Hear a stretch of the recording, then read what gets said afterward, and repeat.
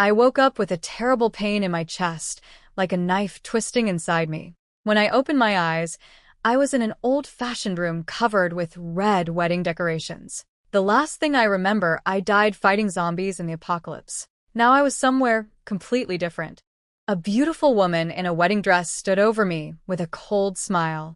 She called me sister and told me I couldn't escape this marriage by pretending to be dead. She said I had to marry the War King, a man who lost the use of his legs. Meanwhile, she would take my place and marry the second prince instead.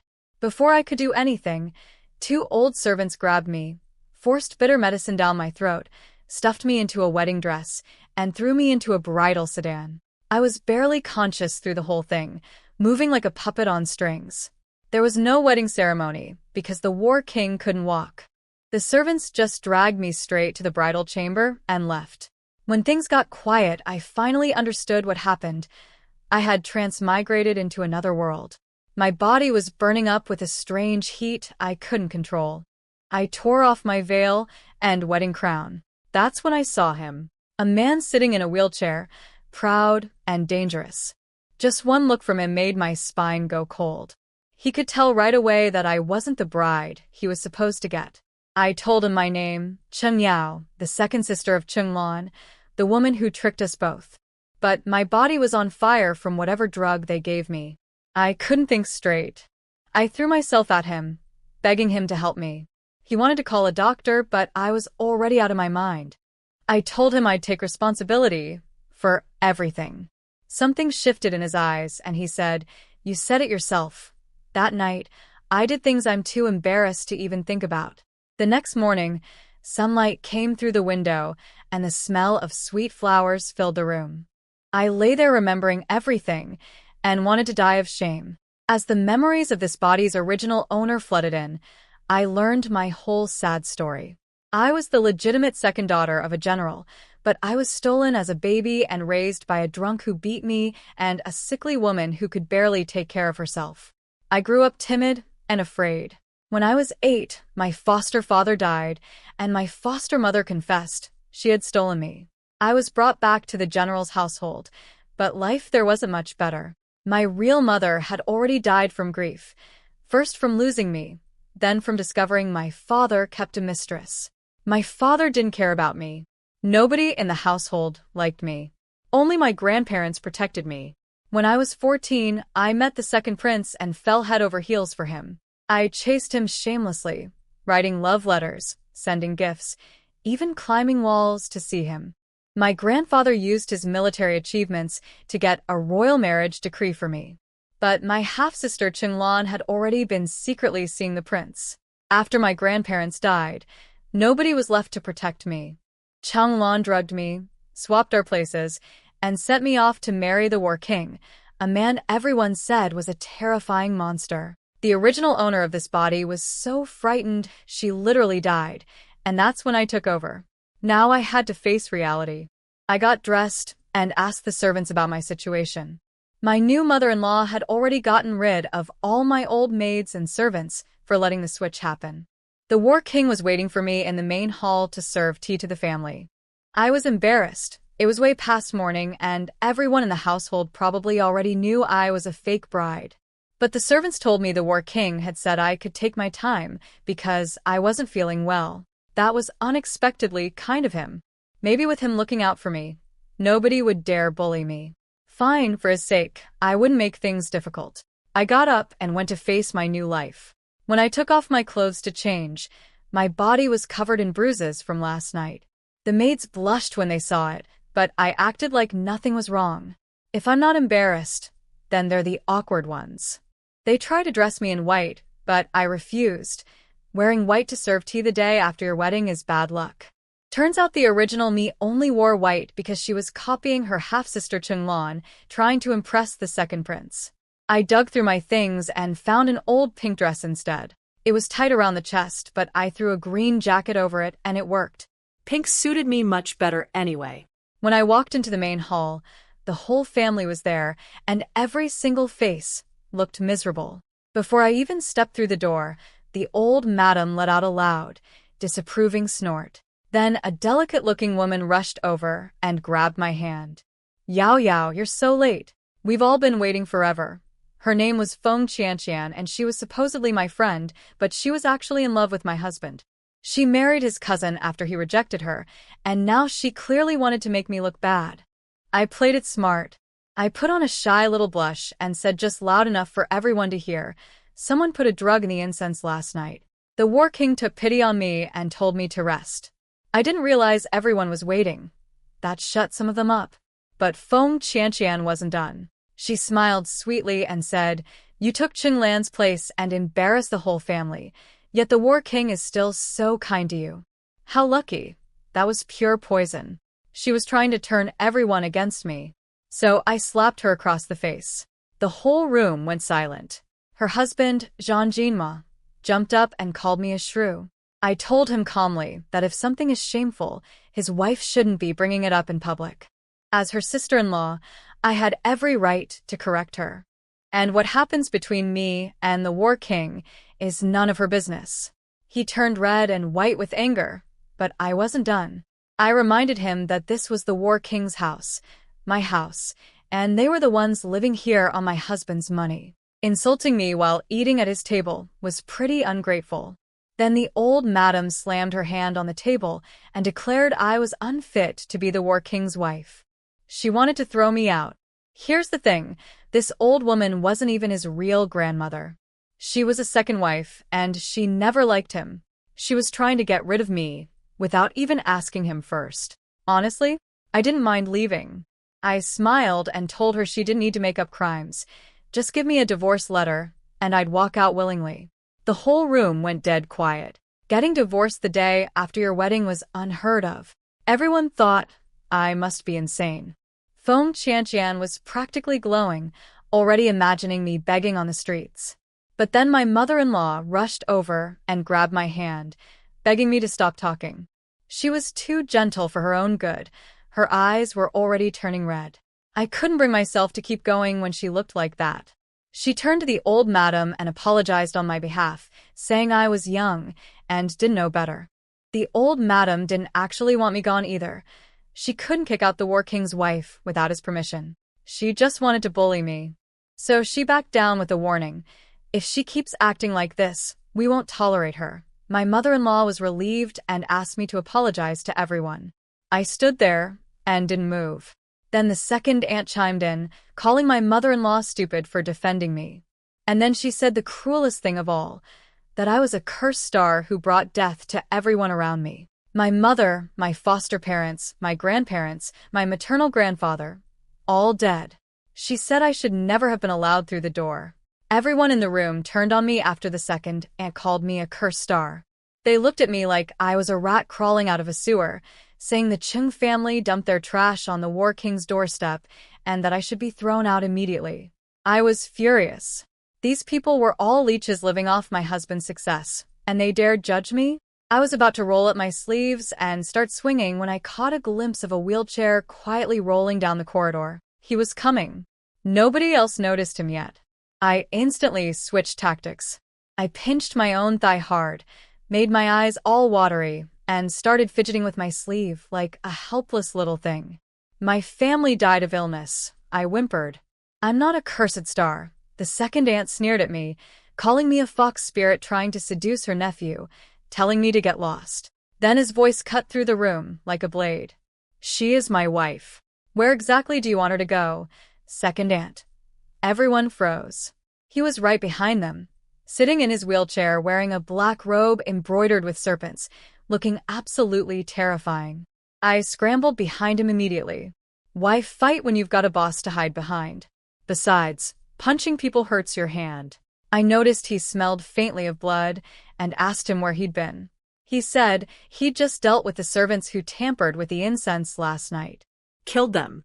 I prefer to eliminate problems permanently, he said, calm as anything. The second aunt tried to tattle on me, but he cut her off. You should address her as Wang Fei. His sister complained that I hit Feng Qianqian. He snapped back, she is your sister-in-law. He asked me why I hit someone. I pointed at Feng Qianqian and said she insulted me. Then I pointed at everyone else and said they called me a cursed star and wanted to kick me out. His eyes went dark and dangerous. He already knew the whole story, that the bride swap was Cheng Lan's scheme and I was innocent. He also knew the incense had been drugged and that he'd been too rough with me last night.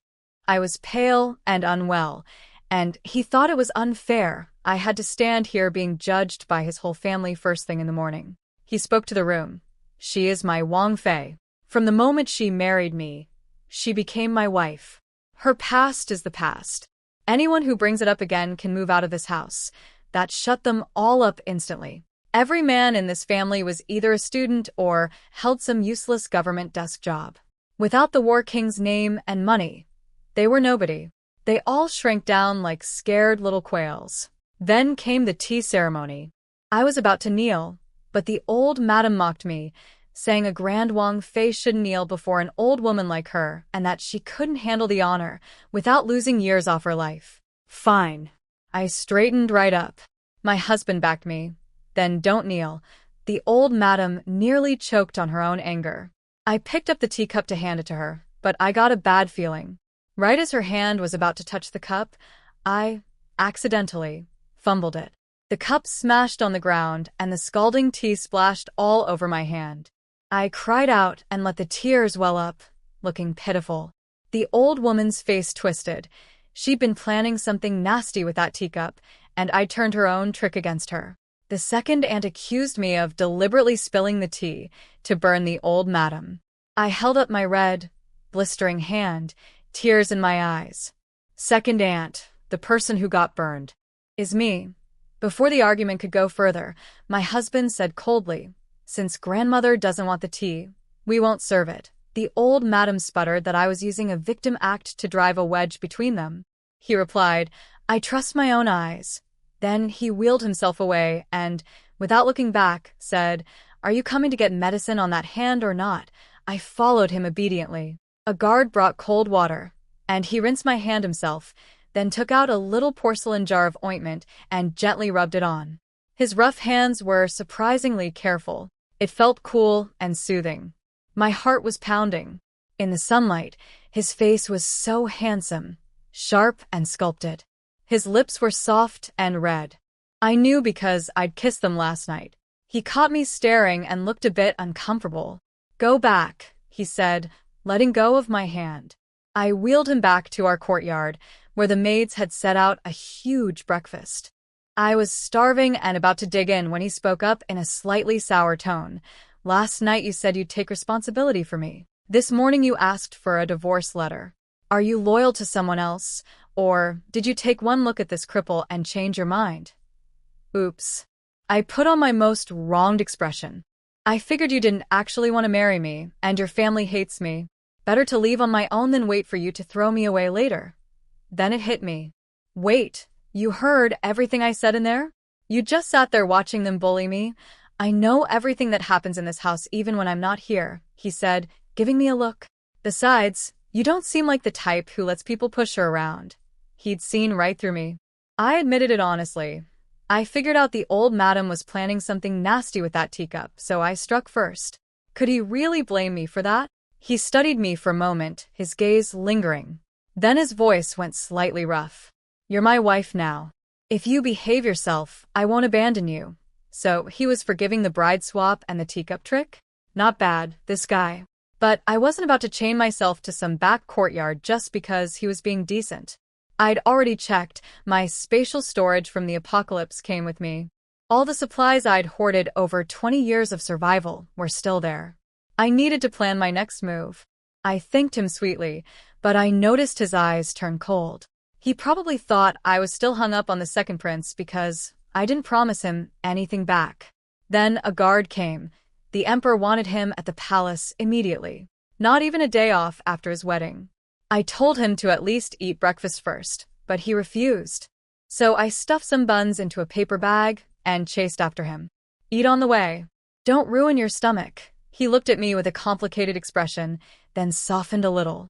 "Wait for me to come back." I waved goodbye, but another guard showed up. The emperor wanted me to come too. That's when it hit me like a thunderbolt. I knew this world. I'd read this story before the apocalypse. It was a novel. I was the supporting female character who shared my name. And the War King was the tragic male side character.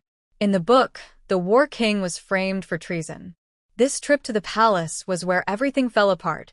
He'd come back beaten half to death, and then the entire clan would be stripped of everything and sent into exile. No warning, no mercy. He was a war god who'd fought since he was 10 years old. He protected the people for 13 years, took back lost territory, built an era of peace. The emperor had been a pathetic, unwanted prince before him. Even palace servants bullied the guy. It was my husband who protected him, fought alongside him, helped him gain respect, put him on the throne, and secured his power. And after all that, after losing the use of his legs and voluntarily giving up his military authority, becoming a tiger with no teeth, that ungrateful dog of an emperor still wanted him dead. It made my blood boil. My face must have gone white because he grabbed my hand and laced his fingers through mine. "Don't be afraid.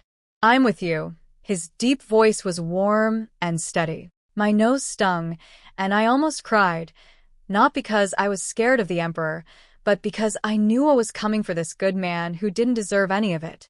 I forced a smile. "Let's go." He told me to change clothes first since my dress showed too much skin.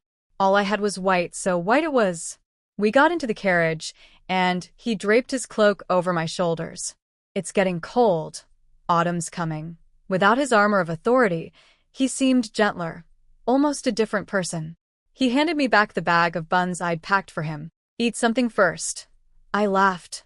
I'd made those for him, and now he was giving them to me.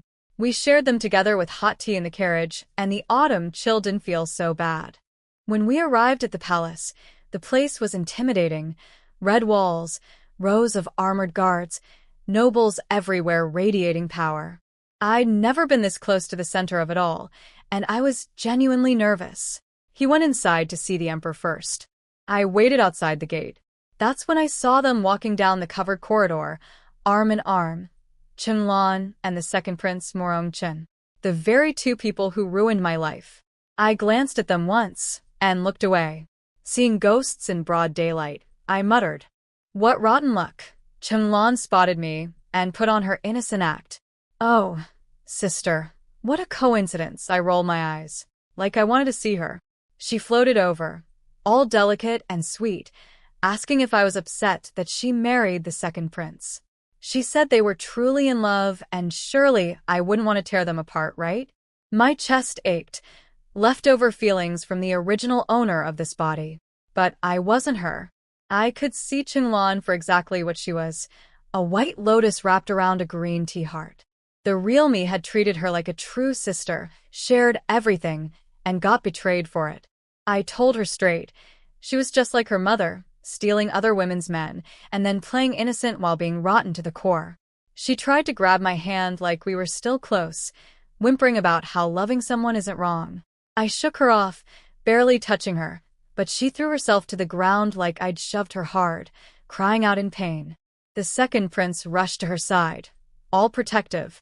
Then he turned on me, saying I was using cheap tricks to get his attention and that I was disgusting. He even accused me of wearing white on purpose to copy Cheng Lan and catch his eye. I wanted to scream. I was wearing white because I had no other clothes, but I couldn't exactly say that without looking pathetic. Cheng Lan tugged his sleeve weakly. "Don't blame her. She didn't mean it." Playing the saint while twisting the knife, classic move. He demanded I apologize. I smiled and asked, "So you're sure I pushed her, right?" "Obviously." So I gave him what he wanted. I shoved Cheng Lan for real this time. She hit the ground hard, yelping in genuine pain. "There," I said. "You already decided I pushed her, so I might as well actually do it. Why get blamed for free?" The prince came at me with his fists. I swept his legs out from under him with one kick, and he slammed onto the ground. "You're as flimsy as wet paper," I said, waving my hand in front of my nose like he stank. "Thank God I didn't marry you." His face went purple with rage. He ordered the palace guards to arrest me for assaulting a prince. I stepped back and reminded them all that I was a Wang Fei, summoned by the emperor himself, and asked who dared touch me. The guards froze. They weren't getting between two royals without knowing the full story. Then I laid out the truth loud and clear. The marriage decree was originally between me and the second prince.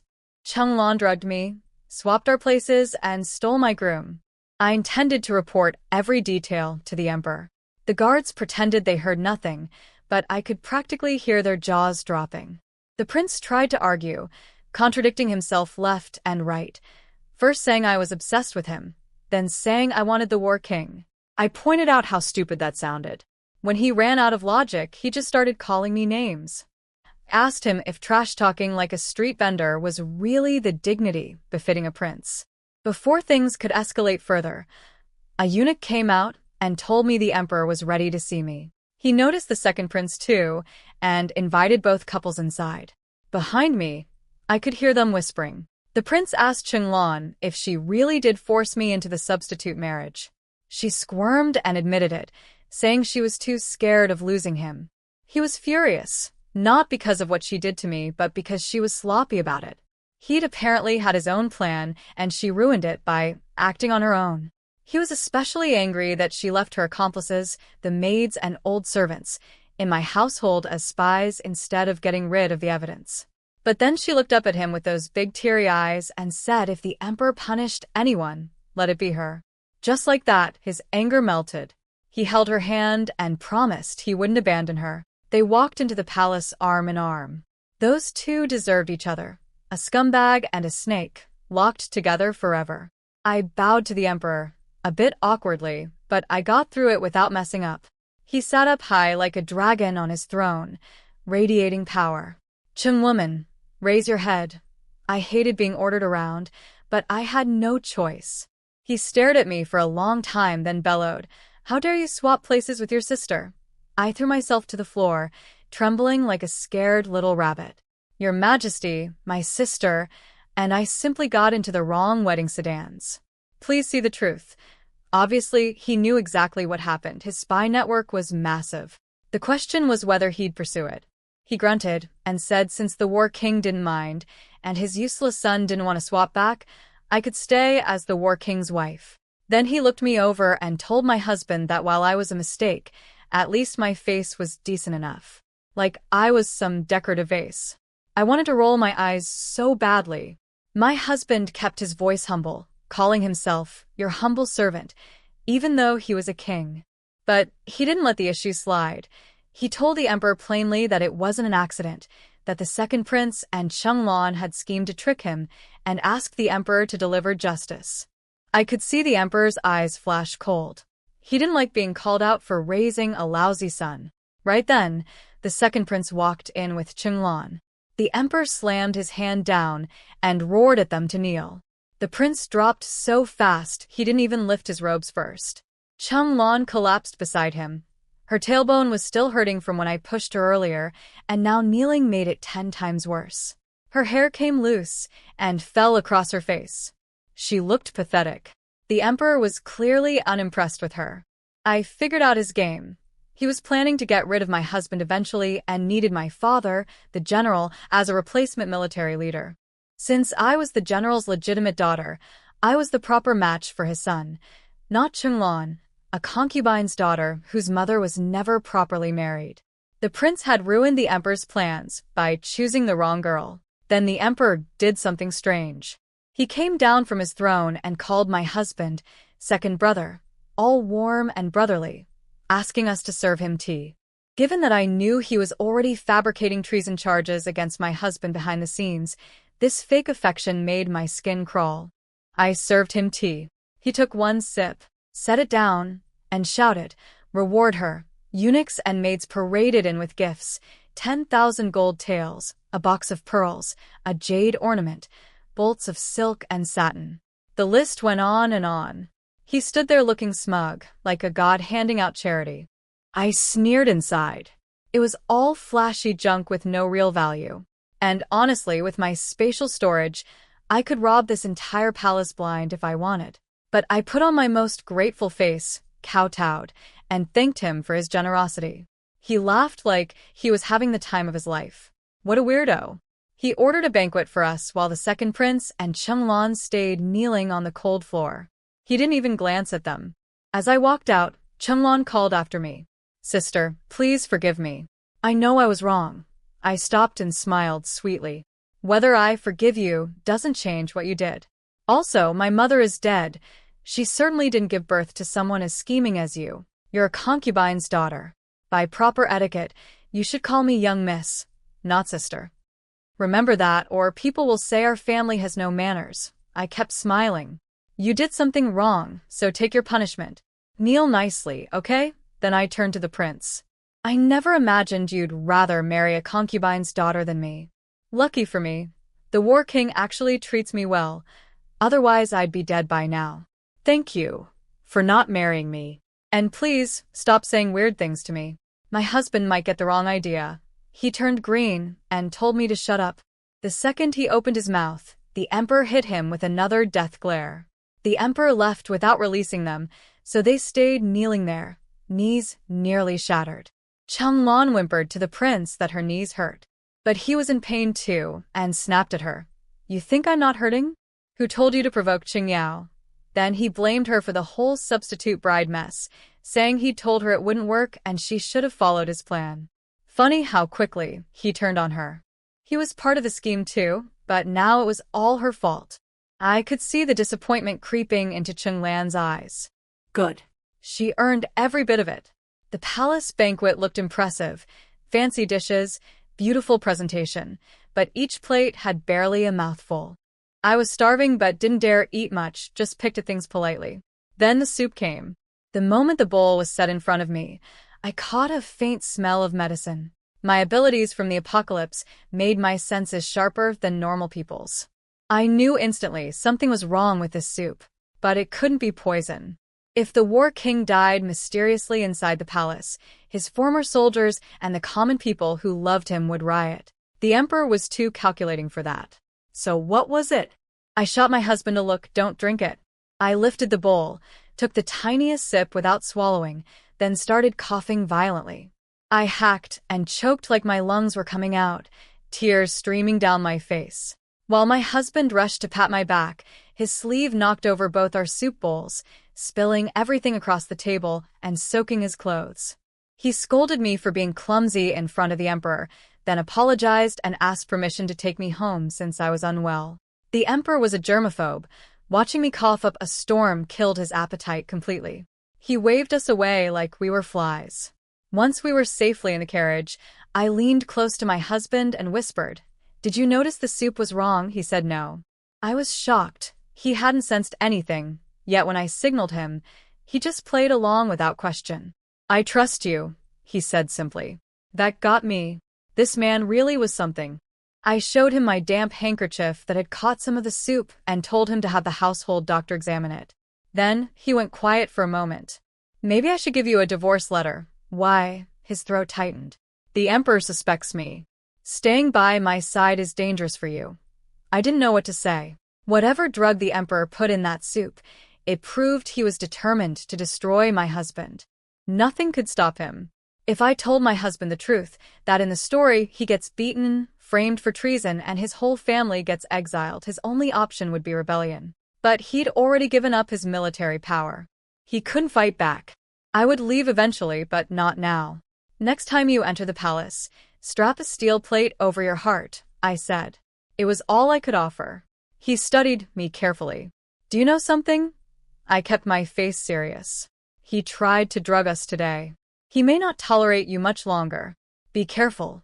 A faint, sad smile crossed his face, somewhere between self-mockery and grief. It broke my heart. Back at the manor, I discovered something wonderful. Each branch of the family lived in separate courtyards, and everyone ate their own meals unless it was a holiday. My mother-in-law and her other children didn't come bother us. Whether they were being considerate or just avoiding me, I didn't care. Peace and quiet was exactly what I needed.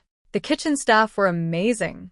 Crispy pork, sour fish soup, sweet and sour ribs, and the most incredible chicken feet.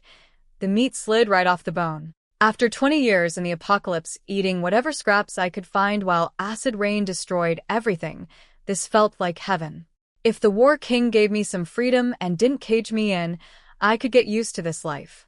Then reality punched me in the gut. The exile was coming soon. I couldn't just sit around eating good food while this man's world was about to collapse. I had to do something. That night, after dinner and a bath, I locked my door, pretended to sleep, and teleported straight into the family treasury. The War King's clan had accumulated incredible wealth over generations, treasures everywhere I looked. The wedding gifts they'd sent were generous too, filling 20 or 30 carts. Meanwhile, my so-called dowry was worthless junk, furniture, books, and blankets dressed up to fill 36 cases. Pathetic. I didn't take anything yet. I was there to study the account books and property deeds, mapping out everything the family owned so I'd know what to grab when the time came. Later, I curled up on a couch with a geography book, wrapped in a blanket. I must have fallen asleep because the next thing I knew, someone touched my cheek. 20 years of apocalypse survival kicked in before my brain did.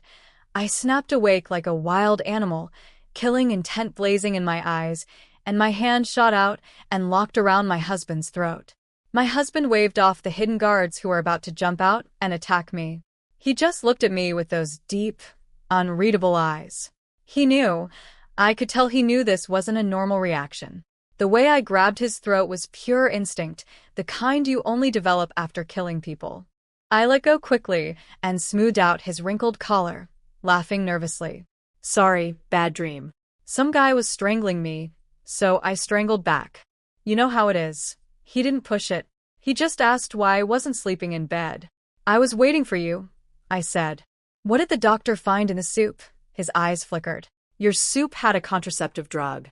Mine had a sterilization drug. Both are banned substances from the previous dynasty. That bastard emperor. Not only was he planning to exile my husband, he wanted to make sure he could never have children.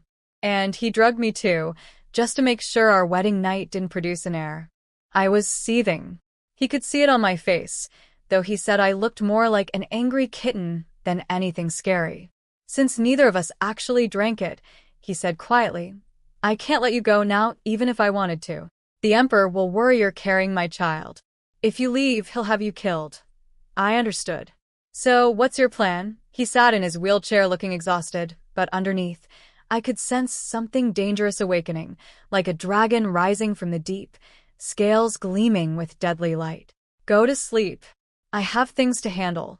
He left without answering my question. I slept well that night. Before dawn, I got up and checked. He hadn't come back at all. His side of the bed was cold. He was clearly making urgent plans of his own. I slipped into my spatial storage to check on things. Everything was still there. The dark soil stretching endlessly, the acre of mutant spirit plants I'd carefully grown, the spirit spring bubbling with golden light, and all my supply. Crates from the apocalypse, compressed biscuits, antibiotics, even hot pot seasoning base. I dipped my fingers in the spring water and felt the cool energy flow through my veins. This was my trump card. I checked it every day just to feel safe. Then I teleported to the second prince's treasury. Today was the third day after our weddings, the day brides traditionally visit their parents' homes. I wanted to clean out that scumbag's vault before Cheng Lan could go back and show off his wealth. Besides, in the original story, the second prince eventually became a traitor who sold out his country. A monster like that didn't deserve nice things. When I got inside, I nearly went blind from the sparkle. Chests of gold and silver ingots, night luminous pearls the size of fists, rare delicacies, antique paintings, treasure filling every corner. The phrase, mountains of gold and silver, finally became real for me. It was like he'd prepared all this just for me to take. Well then, don't mind if I do. I waved my hand and swept everything into my storage space. Next to the treasury was a secret room filled with weapons and, holy hell, a dragon throne, dragon robes, and an imperial crown. This lunatic was actually planning to seize the throne. Perfect. I decided to help him out. I dragged the throne into his study. I hung the dragon robe and crown right out in the open under the eaves. Then I scattered weapons everywhere from the secret room all the way to the front gate. Everyone in the mansion was still asleep. Even the night guards were dozing. With my teleportation, I moved like a ghost. Nobody saw a thing. Mission accomplished. I went home and kept my mouth shut. About half an hour later, at first light, A yawning guard on patrol spotted something yellow hanging from the eaves. He rubbed his eyes. It was an imperial dragon robe, clear as day. His pupils shrank to pinpoints. He sprinted inside, then sprinted back trying to grab the robe down, but his panic just attracted more attention. The whole household erupted in chaos. People found weapons scattered everywhere. Possessing dragon robes or hidden arsenals, either one was a capital crime. The second prince was finished. He'd been up late the night before, first because the emperor made him kneel until his knees swelled, then because he overdid things in the bedroom. He'd barely fallen asleep when the screaming started. He staggered to the door and roared, "Where is everyone?" His head guard stumbled over, white as a sheet. "Your Highness, the treasury's been completely emptied. Everything's gone. But the weapons are thrown everywhere, and the dragon robe is hanging outside for all to see." The second prince's mind went blank and his knees buckled. Cheng Lan came running out half-dressed, yelling to report it to the authorities. He exploded at her. "Are you stupid? We can't report this. The weapons and the throne were his secret." Reporting a robbery meant revealing he'd been hoarding treasonous items. He shoved Cheng Lan aside so roughly she nearly fell, looking at her with nothing but disgust. No tenderness, no concern. She stood there, hurt and lost. He ordered a total lockdown of the mansion. Nobody leaves, anyone who tries dies. Then he had a guard fetch a black box from his study. Inside was a bottle of poison pills. He ordered every servant to be given half a pill, with the antidote provided monthly, to guarantee their silence. Even his own guard's hand shook holding that bottle. "Your Highness, there are over 100 people in this house. Half a pill won't kill anyone," the second prince snapped at his guard. "We have to shut them up. If word gets out, we're all dead." The guard was shaking. What about the old people? The women, the children in the household? What if they couldn't handle the drug? But the prince threatened to force-feed him several pills if he didn't shut up and obey.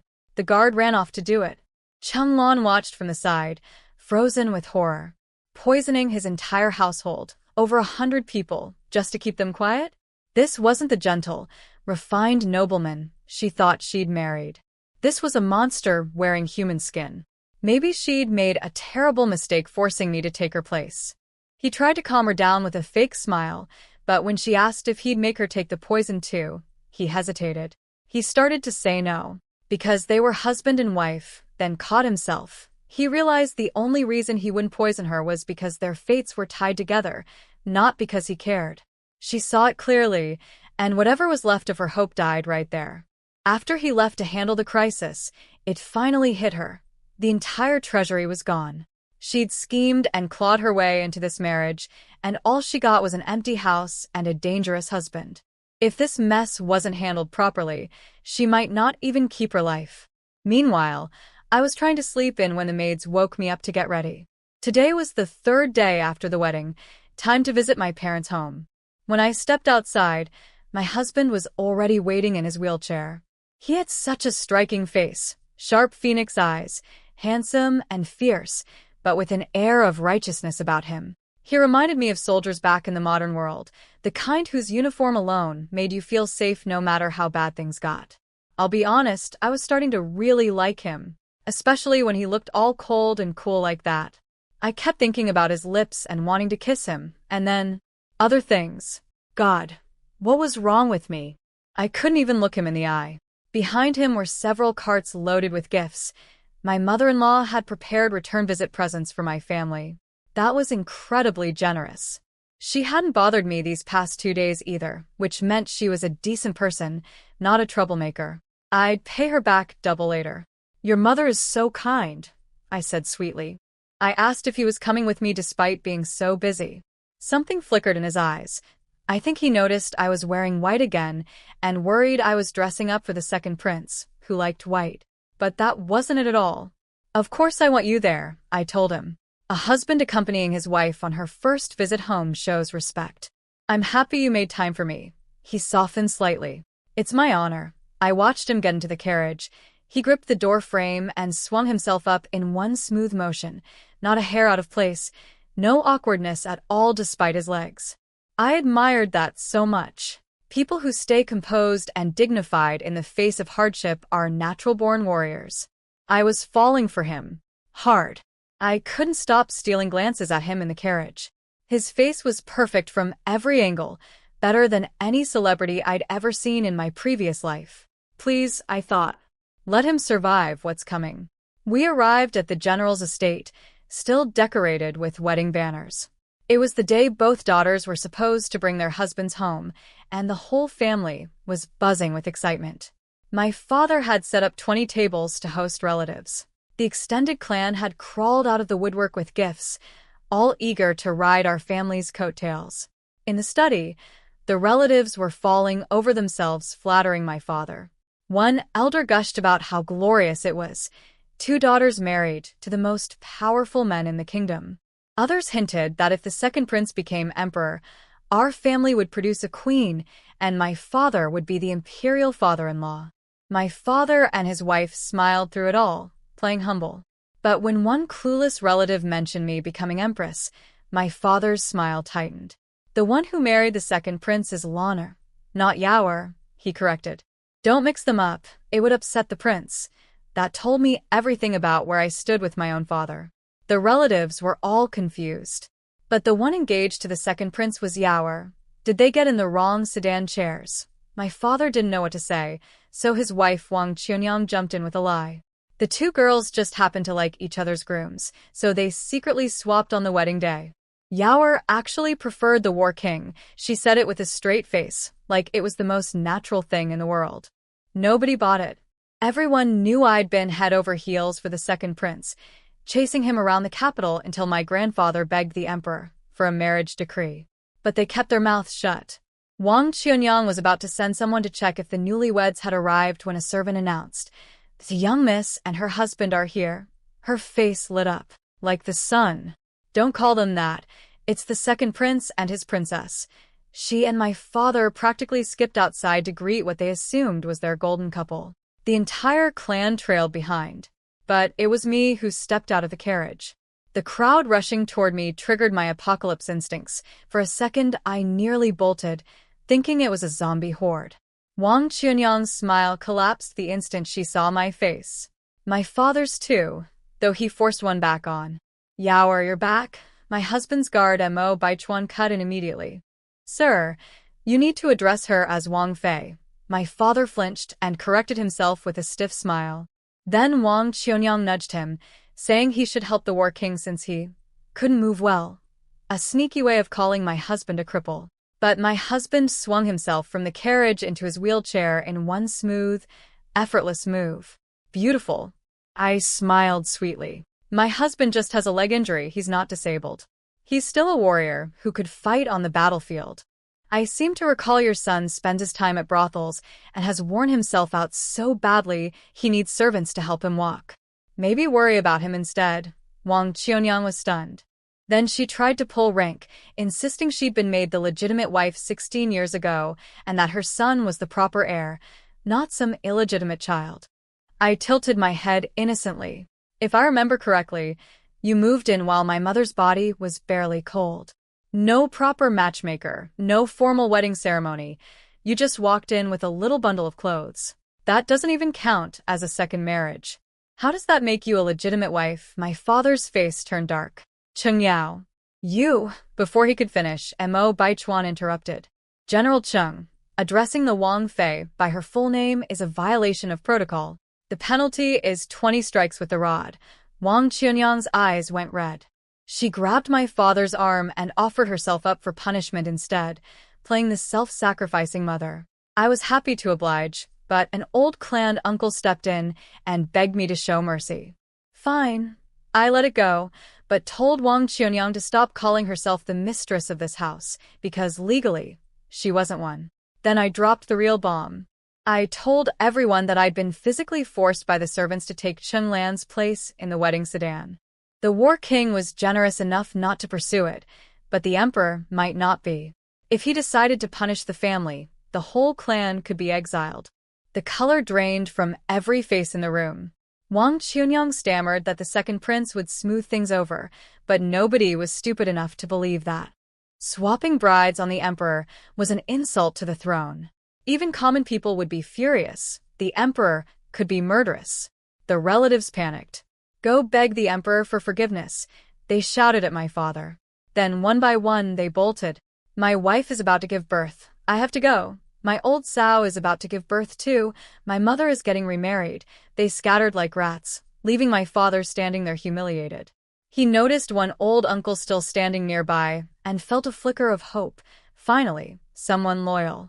But when he reached out to take the old man's arm, the uncle trembled and said, "Nephew, could you have someone carry me home? My legs have gone weak." I burst out laughing. My father shot me a murderous look. I pretended to be startled and stepped back. "Oh my father, you and your wife look so upset. Are we not welcome? We can leave." I started pushing my husband's wheelchair toward the gate. The old uncle panicked. No, no. There's no grudge between father and daughter that lasts overnight. "Jiahui, invite your daughter and son-in-law inside, you fool." My father looked like he was swallowing broken glass. If the War King were anyone less powerful, he would have thrown us out and pretended I didn't exist. But he couldn't offend a king who outranked everyone beneath the emperor. He forced out an invitation. Then he nudged Wang Qianyang to go play hostess, but she stood there crying, saying I didn't like her, so why should she humiliate herself? My father was fuming. This was not the time for tears. The War King was the victim of their bride swap scheme. If they didn't treat us well, and my husband complained to the emperor again, my father's situation would go from bad to catastrophic. I sighed dramatically. "So, hosting me and my husband makes your wife feel humiliated." My husband's face went cold, and he started wheeling himself toward the gate. My father panicked and scrambled to block him, bowing and scraping. "Wang Yi, please don't misunderstand. My wife is just a foolish woman who doesn't know how to talk.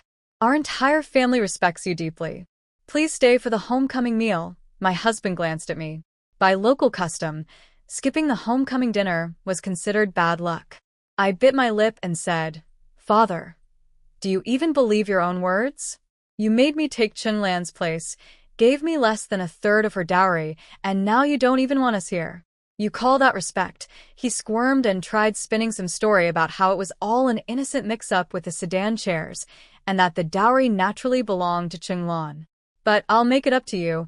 I'll give you extra." "Great," I said instantly. "I don't want gold or silver. Give me farms, shops, houses, and land. I needed property with official deeds that required legal transfers. I couldn't just steal those. It would expose my powers." My father's face froze. Even my husband looked surprised and a little amused. One second I was furious and tearful. The next I was cheerfully negotiating real estate. He probably thought I was a little money-obsessed. "You're not just saying that to shut me up, are you?" I pressed. "Because my mother's dowry alone. I'll give." He slapped his hand over Wang Qianyang's mouth before she could argue. He finally got it. I wasn't the meek, scared girl anymore. With the War King behind me, I'd come to collect. Inside, he grudgingly signed over one estate, 30 acres of farmland, 2 shops, and a small residence. Not bad for 10 minutes of work, but nowhere near enough. My real mother had been from a wealthy merchant family. Her wedding dowry filled 160 cases, so much treasure that the procession wrapped around the city twice. But she was a romantic fool. When she found out her husband kept a mistress, she withered away and died young, and all her wealth fell into the hands of my father and his mistress. The mistress's children grew up in luxury, while my mother's children suffered. My older sister Cheng Qiang was abused by Wang Qianyang. I was stolen as a baby. If my mother could see us from the afterlife, her heart would shatter. "Father, I remember mother's dowry included 10 shops. You've only given me 2. His eyes darted around. "I'm bad at business. Lost money. Had to sell some." I'd actually just been guessing to squeeze more out of him, but it turned out my mother really did have that many. She was seriously wealthy. "So you've still got about 8 left? Give me 2 more. And give the rest to my older sister Qiang. She got nothing when she married either. It's all mother's property anyway. Who else would you give it to?" Wang Qianyang couldn't hold back anymore. She shoved my father's hand away and snapped that my mother had spent most of her dowry running the household. that Cheng Lan's wedding gifts came from my father's own pocket, and that the remaining shops were losing money and meant for their 3 sons. If I took everything, how would they survive? Then don't survive, I said coldly. You drove my mother to her grave, and now you want to use her money to raise your children? How shameless can you be? She lost it and called me a cheap little, but Mo Baichuan cut her off. Insulting the Wang Fei is a criminal offense. The penalty increases. Guards grabbed her and started dragging her outside for punishment. She screamed for my father to save her. He threw himself in front of her, begging me to show mercy, saying that beating his wife on my homecoming day would make me look bad. I thought to myself, I'm about to be exiled with my husband. Who cares what people think of me? Father, this isn't my doing. She keeps breaking the law. That's her problem, not mine. He was desperate. Imagining her delicate skin being beaten raw made him sick with worry. He gritted his teeth. Fine. I'll give you and Xiong'er all of your mother's remaining dowry. Everything. Just let her go. Internally, I rolled my eyes. He'd rather vomit up a fortune than let his precious mistress take a beating. The deeper his love for that woman, the less I wanted to let him off easy. Father, my mother died years ago. What mother are you talking about? Also, the law applies equally to everyone. My husband has already been lenient. If you try to shield her, you'll be punished alongside her. Her name is Wang Qianyang, he shouted, because I'd deliberately gotten it wrong. I couldn't care less what her name was. My husband spoke up coldly. General Cheng, you may take the punishment in her place if you wish. But of course he wouldn't. My father was a coward who'd bought his way up the ranks and hid behind full armor the 1 or 2 times he went near a battlefield. He was terrified of pain.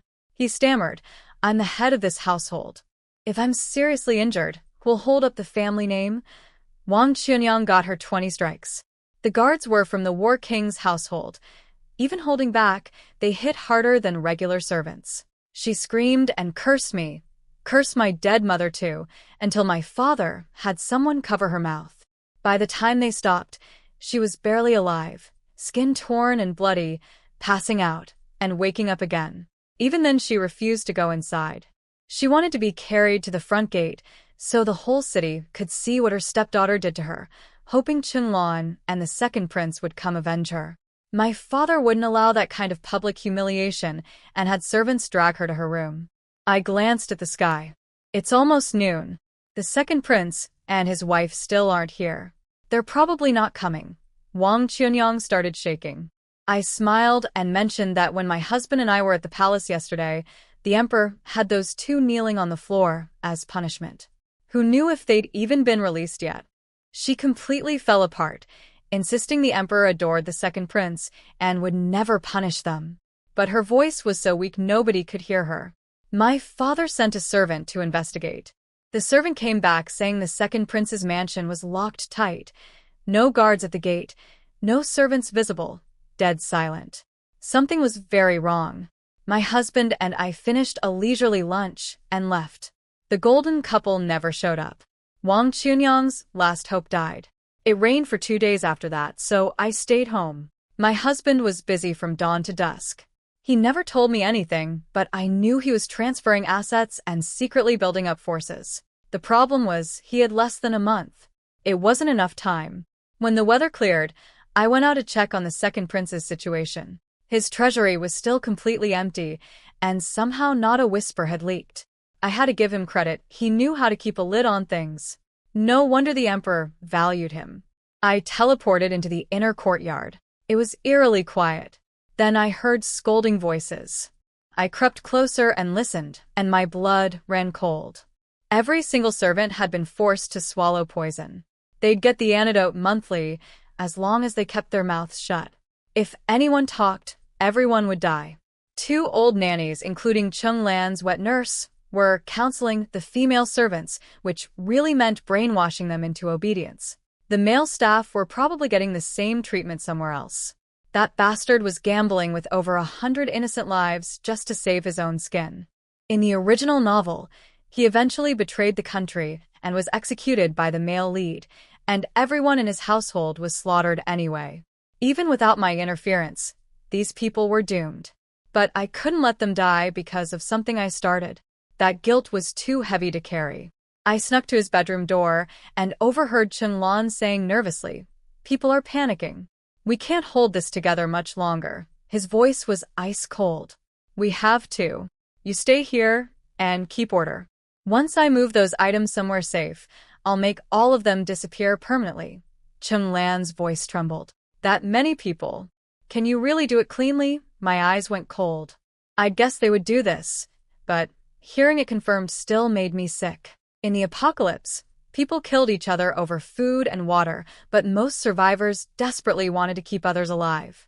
These two were planning to massacre 100 innocent people to cover their tracks. They weren't human, they were animals. I was furious. I didn't bother listening anymore. I went to the men's courtyard and quietly locked the door from outside. Then I teleported to the outer yard, opened the middle gate and the front gate wide, went back to the women's quarters, cracked their door open, and screamed in a disguised voice, "Help! The second prince is going to kill everyone. Run for your lives." It was like kicking a beehive. The women, including Cheng Lan's nanny, lost their minds and stampeded for the exits. The men were locked in their courtyard, and when they couldn't open the door, they truly believed they were about to be slaughtered. They went wild, smashing through the gate, some even attacking each other in the chaos. I removed the wooden bar and hid in the bushes. They kicked the door open and found every gate between them and freedom standing wide. Every last man sprinted out. The whole thing took maybe a minute. By the time Cheng Lan and the second prince rushed out of their room, the place was empty. All they could hear were fading screams of "help" and "the second prince is murdering people," echoing through the streets. The prince's eyes went dark and he nearly fainted.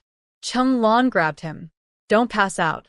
Send someone to catch them," he snapped to attention. "Right? Catch them? Guards." But who would answer? Every guard, every servant had fled.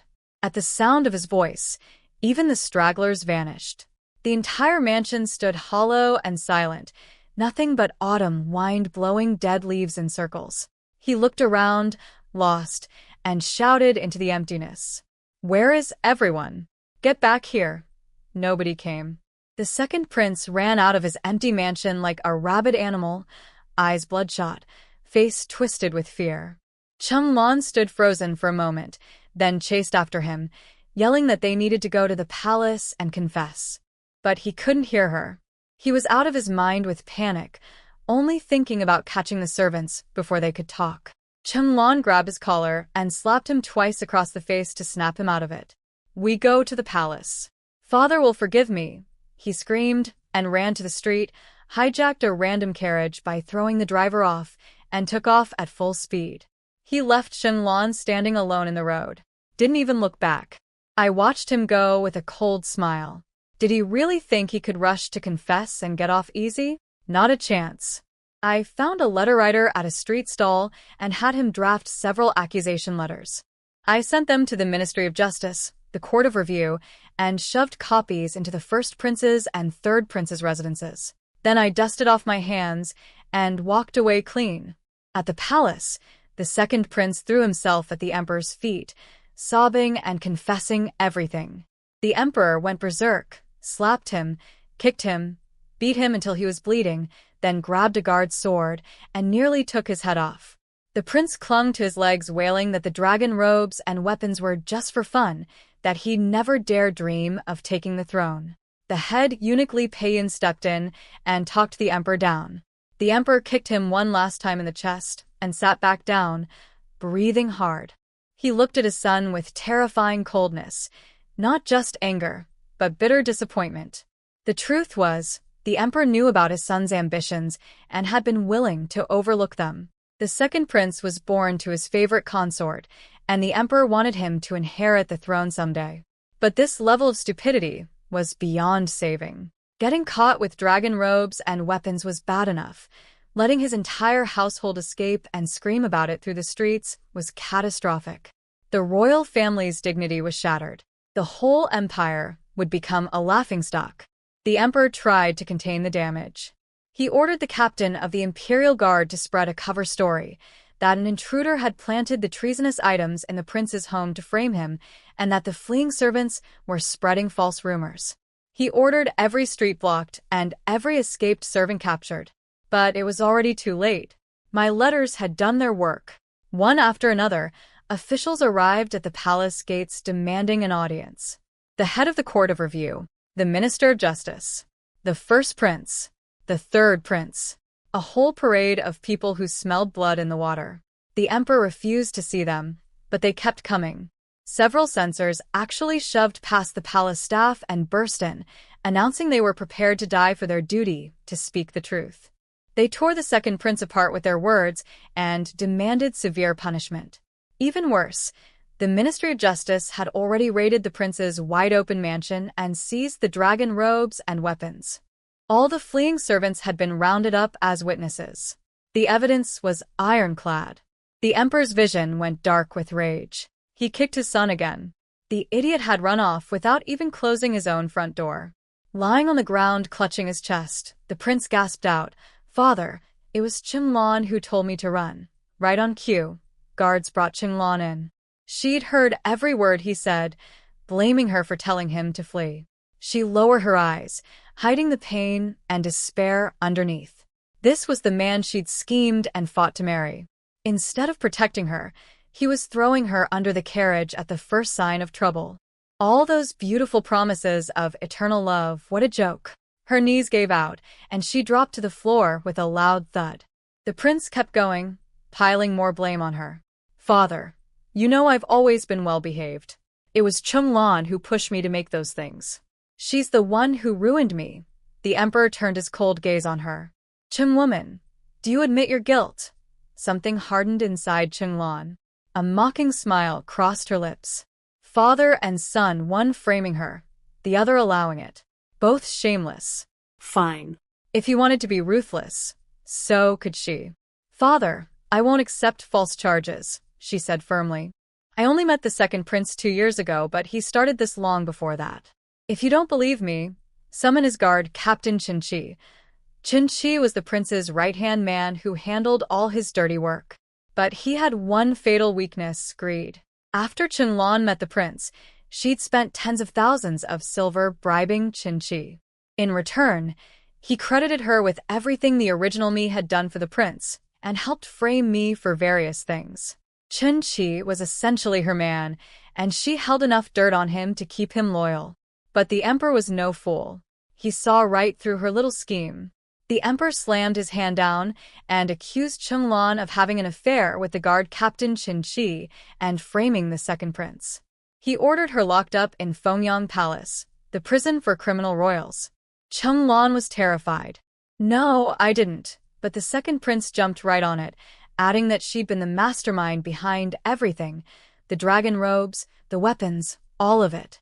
She lunged at him screaming, "You're despicable," but guards grabbed her, covered her mouth, and dragged her away. The officials stood there stone-faced. They all knew she was being framed, but she was just a nobody, a concubine's daughter. Nobody cared enough to fight for her. The third prince wasn't satisfied, though. He signaled one of his allies, a censor, who tried to argue that the prince should still be punished equally under the law. The emperor shut him down with a cold look. "You must be going deaf in your old age." The second prince had the nerve to play innocent, saying Cheng Lan had already confessed, and he was the real victim. Several officials couldn't hide their disgust. But some of the older ministers refused to back down.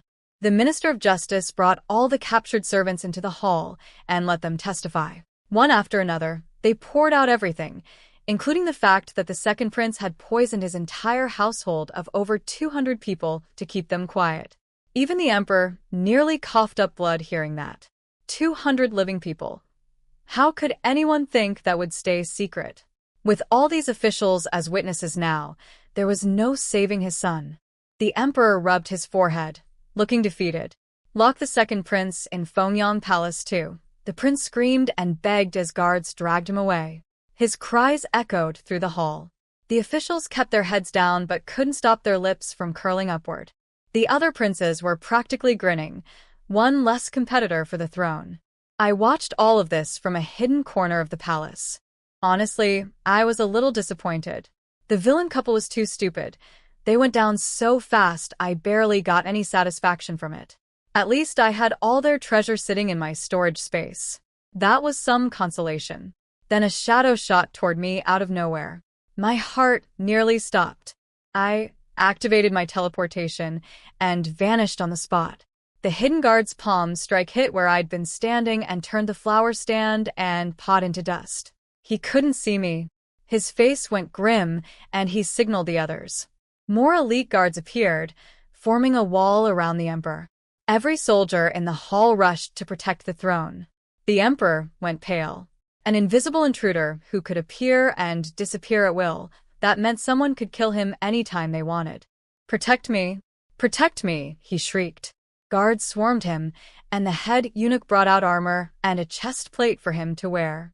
Hiding in the shadows, I was scared too, but watching the Emperor panic like that was pretty satisfying. I didn't dare stay long. His hidden guards were terrifyingly skilled. Even though I'd stopped breathing and suppressed my presence completely, they'd still sense me. These were true martial arts masters, far above my husband's guards. One careless moment, and I'd be dead without knowing how. I rushed back to the manor. Shortly after, a palace messenger arrived summoning my husband. Before he left, he reached for my hand, his deep voice carrying a hint of warmth. "Don't worry. Wait for me at home." I brushed a strand of hair from his forehead. "Be careful." After he left, I teleported to the estate's accounting office. 5 bookkeepers sat at their desks, sipping tea and working leisurely. I hid in the shadows and flipped through the ledgers, trying to map out my husband's assets. I found nothing useful. The old madam, his step-grandmother, had always resented him. She controlled the household finances, but the real power was in the hands of the second aunt, her distant niece. That woman was incredibly greedy, skimming money layer after layer and transferring all the profitable properties into her own family's names. What remained on the books was either barely breaking even or losing money. The old madam and second aunt thought they were so clever, laughing at my husband behind his back for being a fool. But he'd let them steal on purpose. It kept the household running smoothly on the surface while his real wealth stayed hidden. What they'd taken was pocket change compared to what he actually controlled. His real accounts weren't here. I teleported to a secret vault. In the original novel, on the day of the raid, Imperial soldiers found a hidden passage behind a storage room leading to a chamber full of treasure. But that was only a fraction of his wealth. He'd sensed danger early and moved most of it out, which later funded his comeback during exile. With his own instincts plus my warning, he'd clearly been working around the clock these past 2 days. Sure enough, when I appeared in the secret chamber, it was nearly empty, just scrap metal and walls of old books. This was his most deeply hidden place. If outsiders ever reached it, it would only be on the Emperor's orders. So, he wasn't even bothering to pretend anymore. Everything movable was gone. Only some real estate and businesses that couldn't be transferred quickly remained behind. I found some account books and property deeds on his shelves, copied down the key information, and left. My husband stayed up late again with his advisors. Nobody bothered me, so I slept like a rock. After breakfast, I put on a face veil and went out. The streets were buzzing with gossip about the second prince's household. People were saying all sorts of things. Some claimed everyone was killed. Others said a mysterious person opened the gates and let people escape. One man said the servants who testified would quietly disappear once the fuss died down, because powerful people never truly cared about common lives. I clenched my fists. In the original book, those servants all died. And the current situation was heading the same way. If I recklessly interfered, maybe this whole world would collapse. But these were over 100 innocent lives. Could I really just watch them vanish? And if my being here couldn't change anything, what was the point of transmigrating? To relive the female side character's miserable fate? No way. I refused to accept that. I was going to shake this world upside down, or die trying. Then it hit me. In the book, the second prince wanted to rebel, but never had the guts to go through with it. Instead, he became a traitor who sold out his country to a foreign kingdom. By this point in the timeline, he should already be in contact with them. If I could find proof and plaster it all over the city, the the whole nation would know. The emperor might tolerate a son who wanted his throne. It was a family matter, but he'd never tolerate a son who betrayed the country. Once the emperor stopped protecting the prince was dead. And if he was dead, there'd be no reason to silence his servants. They'd be freed. I'd taken everything from his treasury, without sorting through it yet. The evidence had to be in there somewhere. I ducked into an inn, got a private room, ordered food, and dove into my storage space to search. By the time the dishes arrived, I'd found what I needed. The prince was careful. He burned all letters from the foreign kingdom and hid his go-between well. But he'd kept one thing, a strange jade pendant carved with a human head and snake body, the totem of the Liuxiu kingdom. His middleman used it as identification at every meeting. I lost my appetite. I packed up the food into my space, changed into dark clothes and a mask, left some silver on the table, and headed out. 10 miles outside the city was a quiet little village called Dawang Slope. At the north end lived a couple who'd recently moved in, a burly hunter named Gung Xiaoxing and his sickly wife who never went out. Neighbors occasionally saw visitors bringing gifts. The couple kept to themselves, and eventually everyone stopped paying attention. Nobody knew they were spies from the Liuxiu kingdom. Their cottage was the cell's headquarters, hiding 5 agents total. And in the original story, 3 months later, they'd slaughter the entire village, every person, every animal. I had zero sympathy for these people, but they were highly skilled fighters. Using my teleportation, I managed to subdue 4 of them by the skin of my teeth, knocking them out and tying them up. The 5th, Gung Xiaoxing, was actually Chinese. He'd fallen for one of the female spies and became her loyal dog, hunting to feed the group. I hid in the dark waiting for him. When he came home, I swung my blade, but this man had a hunter's razor-sharp instincts. He dodged and swung a fist the size of a cooking pot at my chest. One hit, and my heart would have been smashed to pieces. I panicked and teleported away just in time. He spun around wildly looking for me. I reappeared behind him and slashed his back. He staggered, but through sheer willpower stayed on his feet and attacked again. I barely dodged and tumbled into my storage space. It took everything I had to finally bring him down. I broke their limbs, dislocated their jaws, drugged them with anesthetic, hired a village ox cart, and hauled them into the city. The next morning, the capital exploded. Evidence of the second prince's treason with the Liuxiu kingdom was posted on every street. The middleman had confessed. The captured spies couldn't deny anything and couldn't kill themselves because they couldn't move. Officials flooded the court demanding the prince's execution. Some censors threatened to kill themselves by smashing their heads against pillars if the emperor didn't act. The city was in total chaos, which was exactly what I wanted. The emperor was drowning in this crisis and wouldn't have time to go after my husband. I felt a little lighter. While wandering the streets, I passed Bright Moon Fabric Shop, one of the War King's properties, managed by my mother-in-law. It was losing money. The clerks were outside shouting about a clearance sale on shoe brocade at 20% off, but nobody was buying. Passers-by laughed. Shoe brocade had been trendy 2 years ago, but was completely out of fashion now. Other shops couldn't even sell it at half price. I stood there watching, and then a memory from the book struck me like lightning. On the 8th day after the War King's wedding, 3 days from now, a fleet of cargo ships carrying shoe brocade would catch fire. Every bolt would burn. And overnight, the price of shoe brocade in the capital would skyrocket.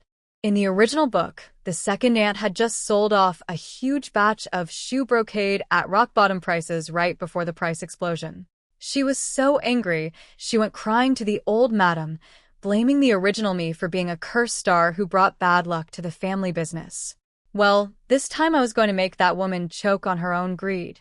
I strolled into the Bright Moon Fabric Shop and announced, "However much shoe brocade you have, I'll take all of it." The shopkeeper came rushing out like he'd caught a big fish, but the second he saw it was me, his excitement died. He bowed reluctantly and tried to brush me off, saying he was too busy to deal with me, and I should just browse on my own. I sat down in a chair and told him plainly, I wanted to buy every bolt of shoe brocade in the shop. He was shocked but tried to talk me out of it, pretending to be concerned about the outdated patterns. I gave him a reason. My older sister had married below her station, and I wanted to send her fabric as a gift. I told him to check with the old madam or second aunt and get me their best discount. The shopkeeper practically flew back to the manor. When the second aunt heard, she laughed behind her handkerchief, calling me a cheapskate trying to look generous. She and the old madam decided not to sell to me. They were suspicious I was scheming something. The second aunt wanted the money, though. The shopkeeper nervously revealed they had over 2,000 bolts of unsold brocade piled up. Both women were stunned. The shopkeeper explained he'd ordered new stock hoping to boost sales of the old, but nothing moved. The second aunt kicked him across the floor for his stupidity. The old madam stayed calmer but refused to sell to me, afraid I was up to something. By the time the shopkeeper got back to the shop, I was already gone. He wanted to kick himself. He should have just sold it to me first and reported later. I didn't need their shop anyway. I went to other fabric stores across the city and bought 300 bolts of shoe brocade, 50 bolts of cloud brocade, 300 bolts of cotton and linen, plus loads of ready-made clothes and basic supplies like rice, oil, and salt. I had everything shipped to a rundown house I'd secured outside the capital. I spent a fortune and didn't feel a pinch. In the exile lands, these goods would sell for at least triple. Why would I worry? As for the War King's shop refusing me, I gave it 2 days before they'd come begging. And if they didn't, I'd just help myself. Wouldn't even cost me a penny. I stored everything in my spatial pocket, keeping only 10 cartloads of brocade out, then loaded up some gold and silver from my space to bring to my older sister Cheng Lan. She was the original me's real sister. Quiet, invisible, with almost no presence in the household. After our mother died, she had it rough. She was smart enough to see that her stepmother would control her fate, so at just 14 she found herself a poor scholar, asked our grandmother to arrange the marriage, and left. She lived in poverty after that. Apart from her wedding, homecoming, and our grandparents' funerals, she never visited the family. In the book, she was barely mentioned, just 2 scenes. In one, her husband passed the imperial exams and she cried with joy. In the other, when foreign invaders broke through the city gates, her husband threw himself against their spears with his bare body. He died a hero, but the enemy trampled his corpse into the mud. When she heard the news, she vomited blood and died, leaving behind 2 helpless babies whose fate was easy to imagine. My heart ached thinking about it. Before everything fell apart, I had to make sure Cheng Lan was taken care of. My carriage stopped at a rundown little yard on the outskirts. 3 tile-roofed rooms, a crumbling wall, a gate barely hanging on its hinges, and a few chickens wandering around. It was poor but spotlessly clean, with a quiet kind of peace about it. I knocked on the gate. A tiny old woman with bound feet opened it, looking nervous when she saw my fine clothes. I told her who I was, but she wouldn't let me in. She'd never met me and was afraid of being tricked. Then my sister Cheng Lan came to the door. She was thin and pale, and when she saw me, she tried to stay calm, but her voice trembled. "Yaoer, why are you here?" She looked so much like Chunwen, my best friend from the apocalypse. We'd trusted each other with our lives. Chunwen died saving me from a zombie bite. I spent every last thing I had on 20 doses of expensive medicine, but none of it worked. She died in my arms. "Sister." I threw myself at Cheng Lan and hugged her tight. "I missed you so much." My tears soaked into her neck. She froze. The original me had been cold to her, jealous that Cheng Lan had grown up with parents who loved her, even briefly. They'd barely spoken. But I held on and whispered it again. "I really missed you." Slowly, her stiff body relaxed, and she wrapped her arms around me and cried too. We were sisters from the same mother. The feelings were always there.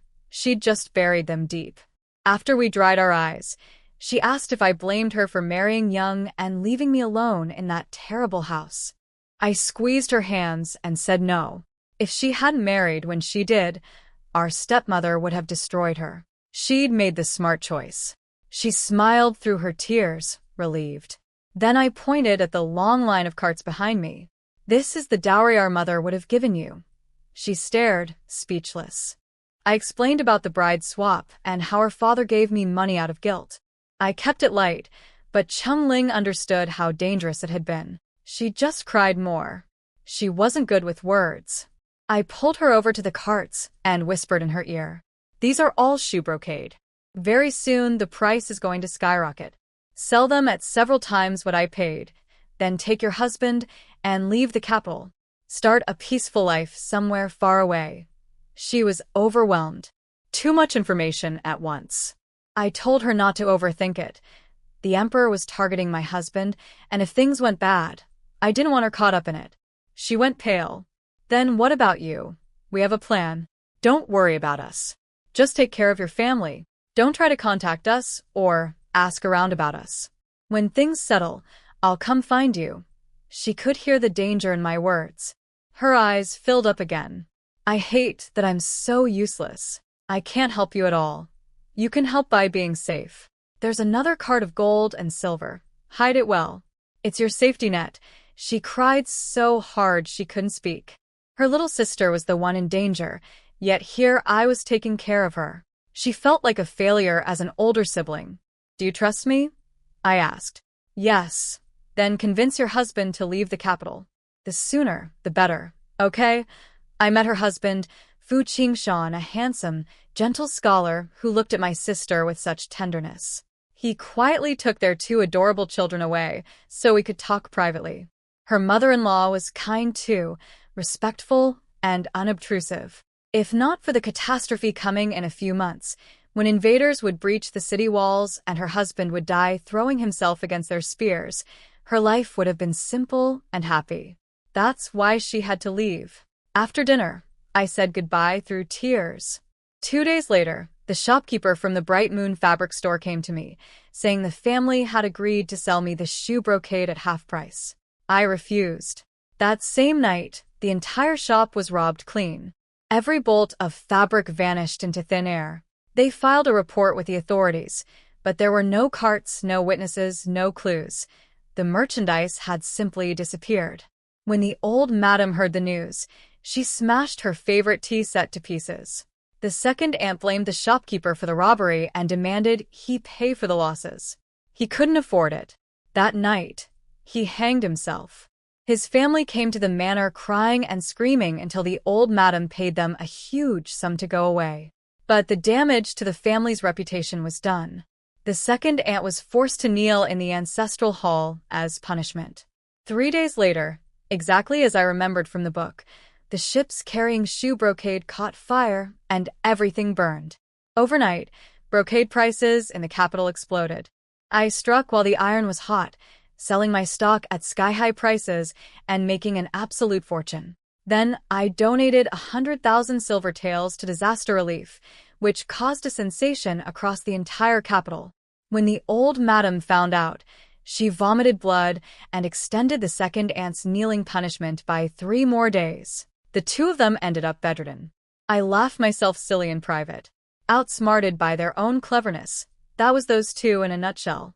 What nobody realized was that I'd only sold 1/3 of my brocade, and the donation was only 1/10 of what I made. The charity was just a smokescreen to keep people from guessing how much I really had. Cheng Ling followed my advice too. She sold her brocade, and her whole family quietly slipped out of the capital. I prayed her fate had truly changed. Now, I turned my mind to my husband's remaining properties.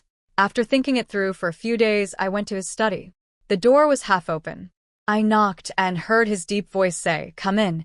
He was bent over account books, brow furrowed, the setting sun painting gold along his jawline. I got straight to the point. "Wang Yi, you still have properties that haven't been dealt with. Things are getting dangerous, but it would be a waste to just abandon them. If we handle them carefully, they could fund whatever comes next." He frowned. "It's not that I don't want to, but the emperor is watching my every move. One wrong step and we're finished." I thought to myself, we're finished either way if we do nothing. I suggested we quietly transfer or sell the hidden assets while leaving some visible ones as decoys, build up real resources while keeping up appearances. He looked at me with a hint of admiration and said he was already working on it. I'd said my piece, so I stood up to leave. I was halfway out the door when I realized he'd followed me, or rather, had a servant wheel him after me. I was walking through the garden in the evening light, the sunset turning everything red and gold, enjoying a rare moment of peace. Then I heard his voice behind me. Wang Fei. I turned around. Did you need something? Nothing, he said. He looked tired. Walk with me? I smiled. Sure. The sunset stretched our shadows long across the path. Then he reached out and took my hand. I flinched and tried to pull away.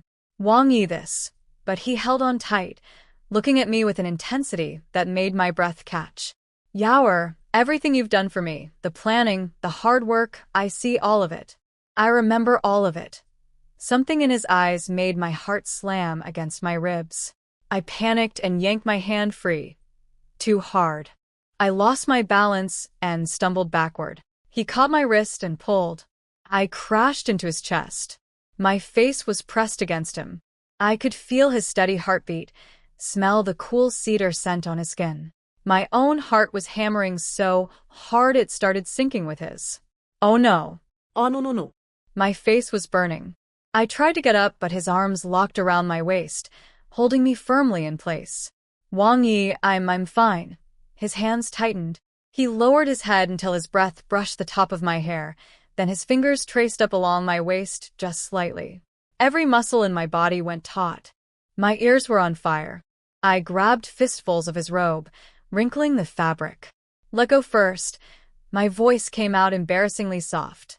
No authority whatsoever. He acted like he didn't hear. Instead, he tilted his head, his nose grazing my temple, his warm breath sweeping across the sensitive skin of my neck. And if I don't, my heart skipped a beat. My hands went limp, and I just stared at my own dazed reflection in his dark eyes. He laughed softly. Don't move. Let me hold you for a while. My mind was a mess. I nodded without thinking and let myself sink into his warmth, feeling his steady heartbeat against me. After a long time, he gently cupped my face in both hands and looked into my eyes. Yaoer, I still think I should let you go. I shook my head. I don't want to leave. It wasn't just that the Emperor would hunt me down if I ran. I wanted to stay. I wanted to walk this road with him, to make his comeback less painful, less lonely. He deserved that. Something stormed through his eyes. Emotions so raw it almost hurt to look at. Then he tilted my chin up and kissed me. Not rough or demanding, but gentle, careful, like I was something precious. He tasted like cedar and warmth. I forgot how to breathe. My whole body trembled. When he pulled back just enough to press his nose against mine, he chuckled. Silly girl, you don't know how to breathe while kissing. I opened my mouth, but nothing came out. My lips were still tingling. All I could think was, Cheng Yao, you absolute disaster. Your knees go weak from one kiss? He kissed my forehead. With you beside me, I'm not afraid anymore, no matter what's ahead. I leaned into him, fiddling with his buttons. Remember what you said today. No matter what happens, you don't give up. As long as you have one breath left, you keep living. His chest tightened, and he kissed me again. Harder this time, full of longing. I couldn't think anymore. My arms wound around his neck on their own, my body pressing closer. I don't even remember him carrying me back to the bedroom using his martial arts skills. I only knew what happened when I woke up and saw clothes scattered all over the floor. My face burned. Thankfully, he'd already left for the palace, so I didn't have to face him. After breakfast, the weather was beautiful, so I went out for a walk. The streets were bustling, vendors shouting, people laughing. But I knew that in 5 months, foreign invaders would crush all of this to dust. I sighed and was passing a tea house when I heard a commotion. A flashily dressed man surrounded by servants was harassing a young woman in broad daylight. The crowd watched, but nobody dared intervene. I recognized him. Feng Jing'an, the queen's younger brother. This so-called imperial uncle used his family connections to terrorize the capital, and here he was, groping a woman in the middle of the street. I wanted to help but couldn't reveal myself. So I picked up a rock, hurled it at his head, and teleported into my storage space. Ow, he yelped and let go of the woman. Who did that? Who's attacking me? While he was spinning around confused, I teleported behind him, hid behind some onlookers, and shoved him hard. He face-planted into the dirt. Who the hell? From my hiding spot I yelled, Oh my, what happened to the imperial uncle? Did the ghosts of all his victims come for revenge? He ran toward the voice but found nobody. His rage boiled over. He screamed at his useless servants to find the attacker. I pushed him down a second time. Now he was genuinely terrified, looking around wild-eyed like invisible demons were surrounding him. Ghosts. There are ghosts, he shrieked and fled with his men. I appeared and walked over to the woman. She was crying with gratitude, thanking me over and over. Her name was Xiao Yunrong. That name rang a bell. In the original book, it was Cheng Lan who saved her today. Xiao Yunrong was a wealthy merchant's daughter who became Cheng Lan's loyal follower after being rescued. Well, not anymore. She insisted on treating me to dinner. We went to a nice restaurant and she toasted me, swearing she'd repay my kindness however she could. I noticed she was sharp and business-savvy. She'd learned the trade from her father, who was a grain merchant. That gave me an idea. Xiao Yunrong, since your family deals in grain, I have a favor to ask. I'd like to buy 10,000 stones of grain. Her eyes went wide. That was an enormous amount. Even for a major grain merchant, gathering that much wouldn't be easy. Xiao Yunrong agreed to sell me the grain despite the difficulty. I offered to pay 20% above market price, but she insisted on half price instead. I tried to negotiate up to 80%, but she wouldn't budge. Compared to what you did for me, this is nothing, she said. I liked her. She was generous and straightforward. Then her maid rushed in and whispered something. Yunrong's face changed, and she dropped to her knees. Forgive me, Wang Fei, so much for making a casual friend. Once people knew who I was, things always got stiff. But Yunrong recovered quickly and stayed professional. I told her to keep the grain purchase secret from everyone, and she promised without hesitation. I asked for delivery within 3 days. She said it was tight, but she'd make it happen. I paid her 1,500 taels, and we parted ways. Then I wandered to the southwest part of the city, where my mother's old wet nurse, Lady Li, lived in a small but spotlessly clean house. She'd been fiercely loyal to my mother and suffered for it at the general's household. Before my mother died, she'd freed Lady Li from her servant contract. When Lady Li saw me, her hunched back straightened. She squinted, not believing her eyes, then ran over like a giddy child. Second young miss. Then she remembered my status and dropped to her knees. I pulled her up and held her hands. Li Mama, I missed you. She teared up immediately. Asked about her health, and she waved it off, still strong, she said. Then she asked if I needed something. I told her about the grain delivery. I needed her son, Wang Jifeng, to handle the pickup. He was reliable and trustworthy, and I didn't want anyone else involved. She agreed, without a single question. Not one. That kind of loyalty, you can't buy it. I explained to her son every detail when he came home, making sure nothing was missed. 3 days later, Jifeng delivered the grain to my designated spot, the rundown house outside the city. Once he left, I stored it all in my spatial pocket. Yunrong invited me to dinner again and brought piles of gifts. I was rude not to bring anything last time, she said. I looked at the heaps of expensive goods and thought, rich people's idea of a little something is really something else. I ducked into a side room and came back with 2 sets of modern cosmetics for my storage space, things I'd brought from the apocalypse era. Cleanser, moisturizer, foundation, mascara, lipstick, the works. I told her they were rare treasures I'd kept for a long time. She had no idea what they were, so I sat her down and did her makeup step by step. When she looked in the bronze mirror, she nearly screamed. Is that really me? This is incredible. Her merchant instincts fired up instantly. Where can I buy these? Who makes them? I smiled. I can give you the recipes. Her jaw dropped. She was dying to say yes, but couldn't figure out what I wanted in return. I told her to take the formulas, try to manufacture them, and if it worked, we'd split profits 50-50, with her covering all costs. I honestly didn't expect much.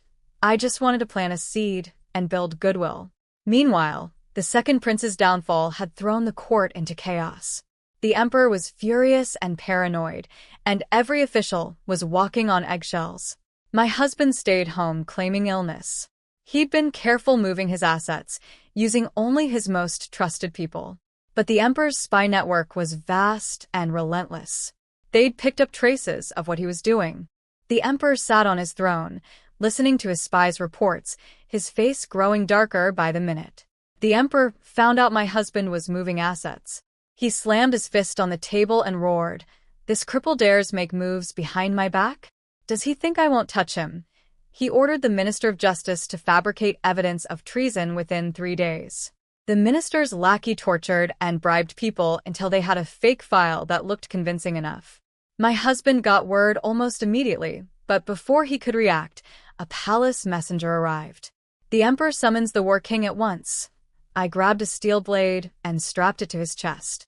Then I thought about it and made him put on a bulletproof vest under his clothes too, something for my storage space. This can save your life. Don't take it off no matter what. Be careful in there.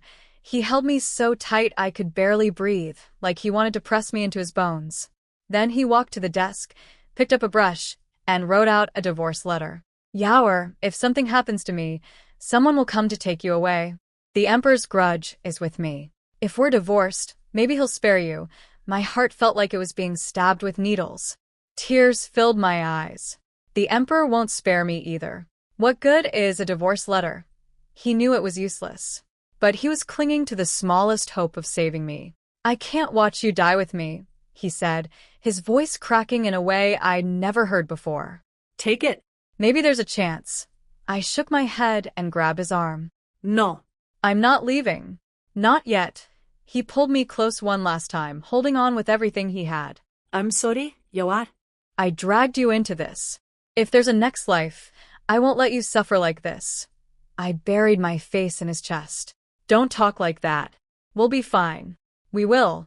The messenger called again. He cupped my face, wiped my tears, and kissed me. Long, desperate, like he was pouring his entire soul into it. Then he let go, looked at me one final time, and was wheeled away. The sound of wheels grinding against stone rolled over my heart like they were crushing it. I stood there watching him disappear, tears streaming down my face. I didn't know if what I felt was love or just heartbreak for a hero who deserved so much better. All I knew was that it hurt, and I wanted to scream. The moment he left, a maid came running. "Wang Fei, the first madam has fainted." My mother-in-law had sensed something terrible was coming and collapsed in her courtyard. I rushed over and was trying to send for a doctor when I heard the real nightmare begin outside. Armor clinking, a battering ram hitting the gate, men shouting. "By order of Minister Zhao, War King Zhang Haoding is charged with treason. Search the estate immediately." It was happening. Already. I ran out and saw soldiers pouring through the front courtyard. The head of the operation was Zhao Chong'an, the Minister of Justice, a man with a knife scar running from his eyebrow to his jaw. Our butler Xiao Fu stepped in front of him. "Do you have an imperial decree? It's coming." Official Zhou is on his way with it. He shoved the butler aside, and his men stormed in. Within minutes, the entire household was in chaos, screaming, crying, people being thrown around. I nearly got knocked over myself. Then I heard the butler, pinned down by 2 soldiers, call out to me with desperate eyes. "Madam, be careful. I'll lead them to the secret chamber." My blood ran cold. They knew about the chamber. That meant someone in my husband's inner circle was a spy for the emperor. In the book, Zhao Chong'an was the emperor's blade. The raid wasn't really about searching, it was about planting evidence. The butler knew it too. That's why he'd called out to me. He was begging me to do something. "Go ahead, butler. Show them the way," I said calmly. Then I pulled a maid aside and gave quick orders. "Send someone to the side courtyard to create a distraction. Smash everything in sight. Make as much noise as possible." I ripped a gold hairpin from my head and shoved it into her hand. The louder the better. She understood and took off running, accidentally, crashing into a flower stand on her way, sending ceramic shards flying everywhere. I teleported to the secret chamber and waited in the shadows. Minutes later, the butler led the soldiers in. They knocked him unconscious, then got to work. I watched them plant everything with surgical precision. A dragon robe and imperial crown on a sandalwood shelf.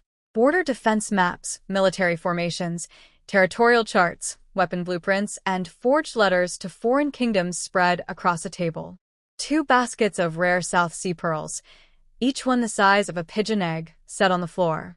And in a bronze cabinet, crossbows from the Emperor's own elite corps, their arrow tips gleaming with blue poison. Any single item here was enough to destroy my husband. But they weren't satisfied. "Put more in the corners," one of them said. The moment the soldiers left the secret chamber, I moved. I focused my mind and pulled everything they'd planted into my storage space.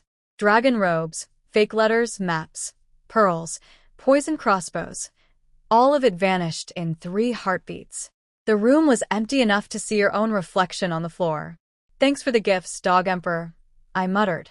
I heard Zhao Chong'an coming back with more soldiers, so I grabbed a handkerchief, pressed it to my face, and curled up in a corner pretending to cry.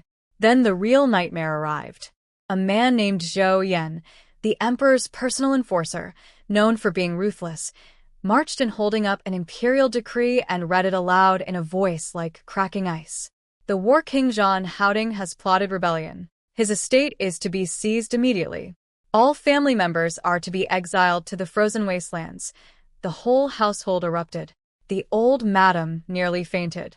The second uncle cursed the emperor for believing lies. My mother-in-law went white and pulled her daughter behind her, fighting back tears. Zhou Yan sneered at them all and ordered his men to tear the place apart. Soldiers crashed through every room like wolves, smashing, grabbing, destroying everything. My mother-in-law stepped forward bravely and told Zhou Yan there was no real evidence. He dismissed her with contempt, claiming the case was ironclad. When she warned him about karma, he lost his temper and ordered his men to rough her up. 2 of my husband's loyal guards threw themselves in front of her. They fought without fear, but they were outnumbered. Both were killed. I looked down to hide the murder in my eyes. These were good men, battlefield heroes cut down by this garbage. The injustice burned through me like acid. The old madam hobbled over to plead with Zhou Yan. He laughed in her face and said her grandson might not even come back alive. My mother-in-law collapsed. Her daughter Zhan Qingru held her and sobbed. Zhou Yan slapped the girl across the face. She spat at him and called him a dog. He kicked her in the chest and raised his hand to hit her again. I stepped between them. The War King is a legendary hero who protected the borders for years. If you treat his family like this, every soldier on the frontier will lose faith in the empire. He hesitated, then lowered his hand. Zhao Chong'an burst out from the secret chamber, his scar twisting like a snake across his face. "Zhou Yan, change of plans. Seal every road immediately." Something was wrong. Zhou Yan's face changed, and he rushed off with his men. Then Zhao stood over me, looking down. "So, madam, would you like to explain where everything in the secret chamber went?" "I don't know about any secret chamber," I whimpered, shrinking into a ball. He pressed his blade against my throat. "One push and I'd be dead." "I've been in this house less than half a month," I sobbed. "I don't even have keys to the household accounts." "I know nothing about any chamber." He slapped my face with the flat of his sword. "You're a good actress. When you get to the exile camp, we'll see how long that lasts." Then he gave his cruelest order. "Tie everyone up. Confiscate everything. They're allowed 1 thin layer of clothing each. March them to the exile camp at dawn tomorrow. No food on the road." Soldiers swarmed in. The whole estate became a hurricane of screaming, crashing furniture, and shattering porcelain. In the chaos, I slipped my fingers past my mother-in-law's lips and let a drop of spirit spring water fall into her mouth. She woke up moments later. Zhao killed 2 servants who tried to run, holding up his bloody sword. "Anyone who resists dies." Silence fell like a stone. Within minutes, every person in the household was bound and shoved outside into prison carts. The butler Xiao Fu passed close to me and whispered, "Madam, stay strong. We still have a chance." I stumbled and a soldier shoved me from behind. I lurched forward, nearly falling. "Stop!" A slim young man in white came striding over and kicked the soldier to the ground. Another guard raised his sword, but the boy stared him down with ice-cold eyes. "We may be prisoners, but you're still beneath us. Go ahead and swing." See what happens when the War King's generals come looking for answers. The soldier's blade wavered in the air. He didn't dare bring it down. Nobody knew what plans my husband might have left in motion, or whether his former commanders would come for revenge. My eyes burned with unshed tears. This thin boy, standing in front of me like a shield, refusing to bend. This was the second person who'd ever stood in front of me to protect me. The first was my husband. I looked at the sky and made a silent vow. Jean Houding, you have to hold on. If you survive, I'll fix your legs. I'll avenge every humiliation. And everyone standing on our necks right now, I'll make them pay 100 times over. The boy was Jean Houding, my husband's younger brother. Zhao Chongman laughed and had him arrested too. My mother-in-law wept, calling him a fool. He should have run when he heard the news at his academy, not come back. He said nothing. He let them strip off his outer clothes and tie his hands. The entire household was loaded onto prison carts.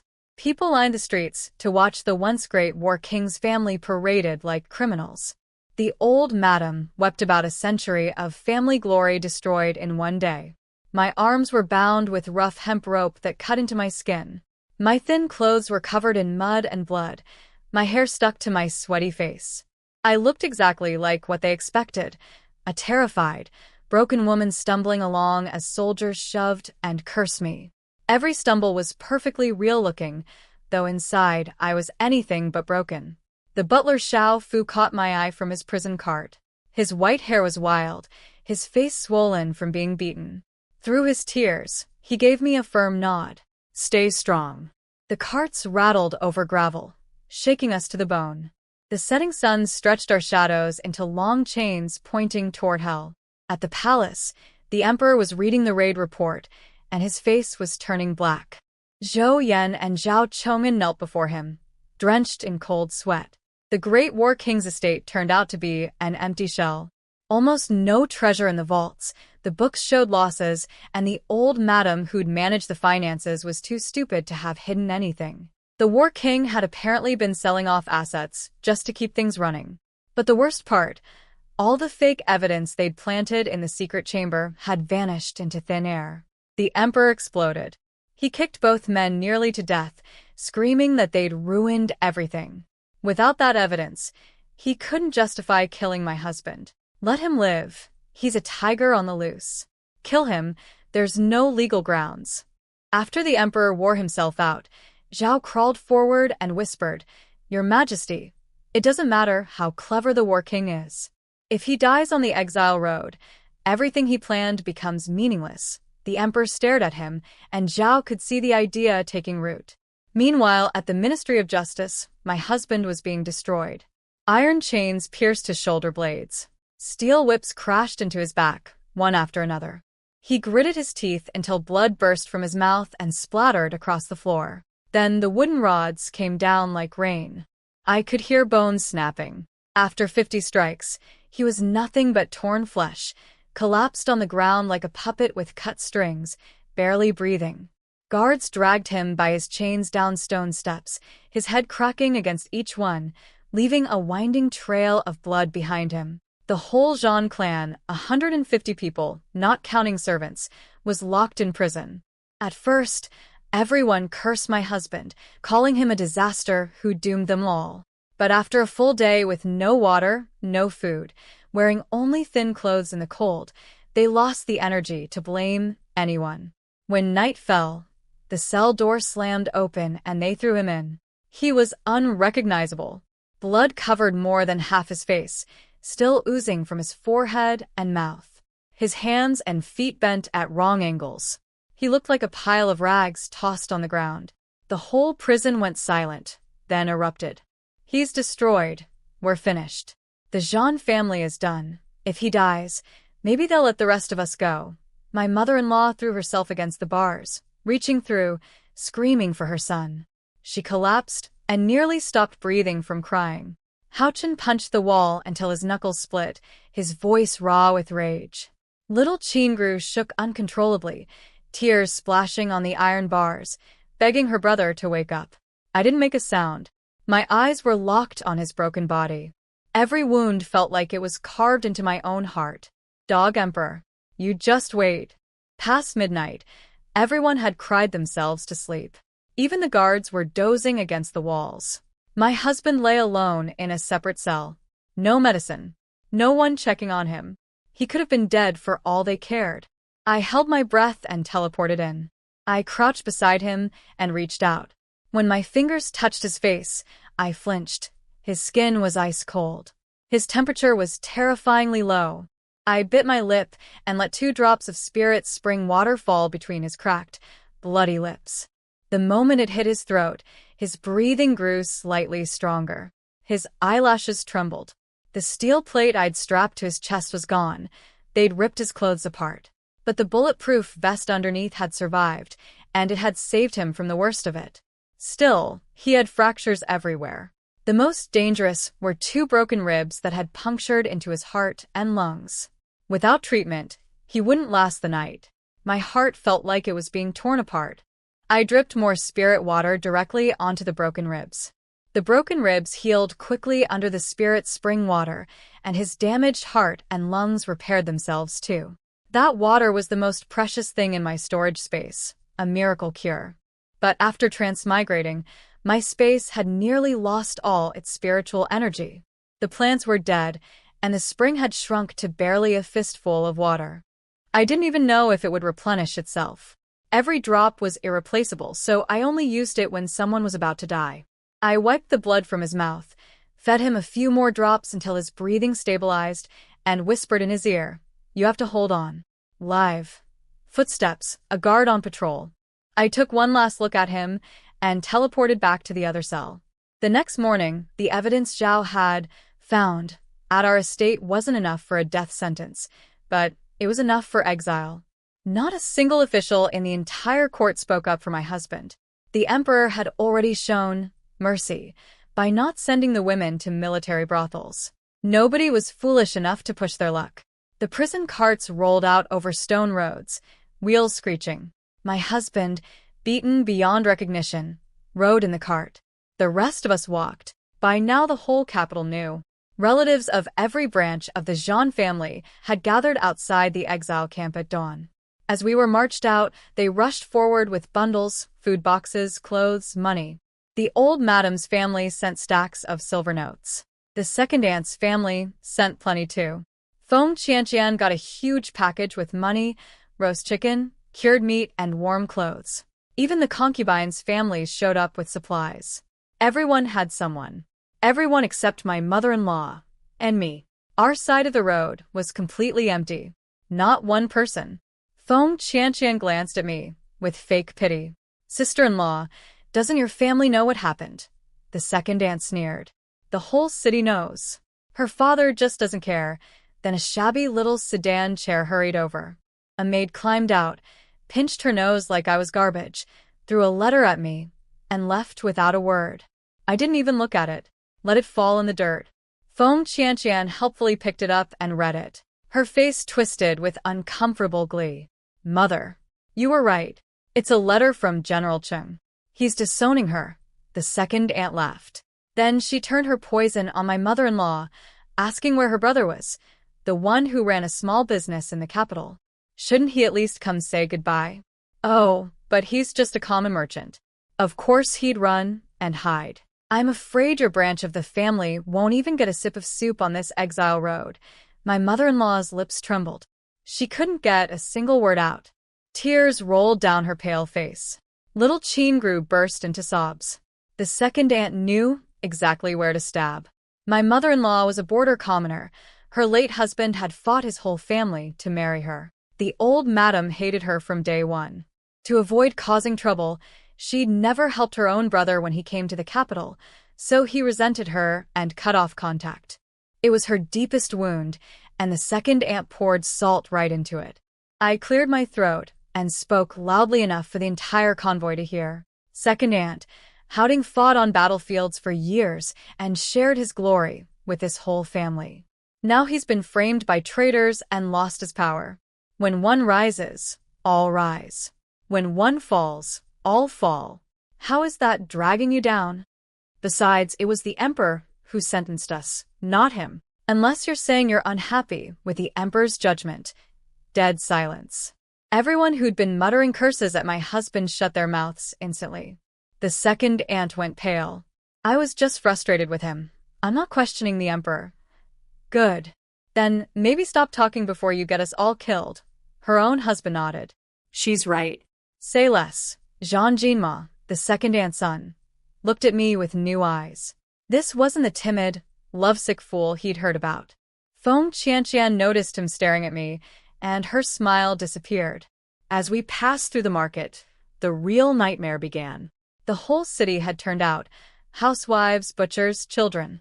They stared, and then the rotten vegetables, stinking eggs, and muddy turnips came raining down, along with screams of traitor and criminal. The Jean family hung their heads like stray dogs, not daring to complain. The prison cart got hit worst of all. I stood in front to block what I could, but they attacked from every side. My husband was nearly buried under filth. Hao Chen scrambled onto the cart, braced his elbows against the bars, and shielded his brother's body with his own. Rotten food slammed into his back again and again. He curled over his brother and screamed at the crowd, his voice raw and broken. Don't hit my brother. He's innocent, but his voice was swallowed by the roar of the mob. A straw sandal smeared with pig guts smacked his back. A rock split his forehead open, blood running down his face. He didn't move an inch. My husband's eyes opened, dark, hollow. Hao Chen forced out a smile, uglier than crying. Hey, brother. You're awake. He wiped the blood off his face with his sleeve. I'm tough, I'm fine. We'll be out of the city soon. It'll get better. A rock-hard, half-eaten biscuit hit him in the eye. He just blinked and kept shielding the cart. That stretch of road felt like it lasted forever. Once we passed the city gates, everyone was covered in filth, stinking beyond belief. Hao Chen climbed down from the cart, barely able to stand. The guards opened the cage and dumped my husband on the ground like a rag doll. What are you doing? I snapped. Cart only goes this far. The rest of the way, he walks. They drove off with the cart. Everyone stared at my husband, every bone broken, couldn't move a finger. How could he possibly walk? It's fine, brother. I'll carry you. Hao Chen gritted his teeth, crouched down, and hoisted him onto his back. The second aunt muttered that it was pointless, just the difference between dying now and dying later. Carrying a cripple, the boy would collapse within 2 days. I shot back. If we follow your logic, we'll all die on the road anyway, so why bother walking? Let's just sit here and wait for death. She threatened to rip my mouth off. I told her that a proper elder should encourage the younger generation in hard times, not tear them down. A guard cracked his whip and told us all to shut up. We marched in silence. People kept looking back at the city, searching for familiar faces, taking one last look at the only home they'd ever known. Children clung to their mother's clothes, too young to understand what exile meant, asking when they could go home. Their mothers could only cry. Once we were past the gates, the sobbing broke loose everywhere. This was goodbye. Mountains and rivers ahead, and we were never coming back. Hao Chen panted under his brother's weight, stumbling but refusing to stop. Don't worry, brother. We'll rest soon. He was just a kid. In the modern world, he'd still be acting spoiled with his parents. Now he was carrying a grown man on his shattered back toward exile. My heart ached watching him. I was considering giving him a drop of spirit water when I caught a flash of cold light behind a dead tree on the roadside. Watch out. Assassins. I was too far away. All I could do was scream. Hao Chen's eyes went wide. He twisted to shield his brother, and a short blade drove straight into his shoulder blade. Blood soaked through his thin shirt instantly. The guards shouted and drew their weapons, but Hao Chen was already running, staggering up a dirt slope with his brother still on his back. Brother, don't look back. His voice shook. The wound was agony with every step. He heard something behind him and used everything he had to shift his brother to the other side. The second knife went into his back. I heard the wet sound of steel cutting through flesh. Then, the twang of a bowstring. Careful, Hao Chen screamed and tried to pull his brother to his chest, but the arrow was too fast. It punched into my husband's back, right behind his heart. The feathered shaft quivered violently. My husband grunted. Warm blood poured down Hao Chen's back. The boy's world shattered. His hands clamped down on his brother, voice cracking.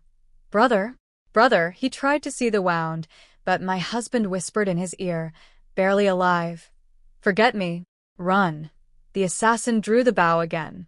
Houchen dropped to his knees, threw his body over his brother, using his own spine as a shield, and screamed with desperate fury.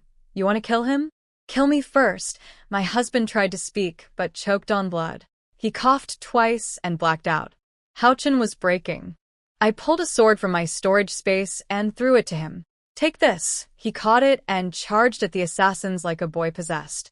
"Kill them," I shouted. "Avenge your brother." My words were gasoline on his fire. Rage and adrenaline flooded him until he was fighting with several times his normal strength, driving the assassins back. Meanwhile, I secretly flicked silver needles from the shadows, striking several assassins in vital points.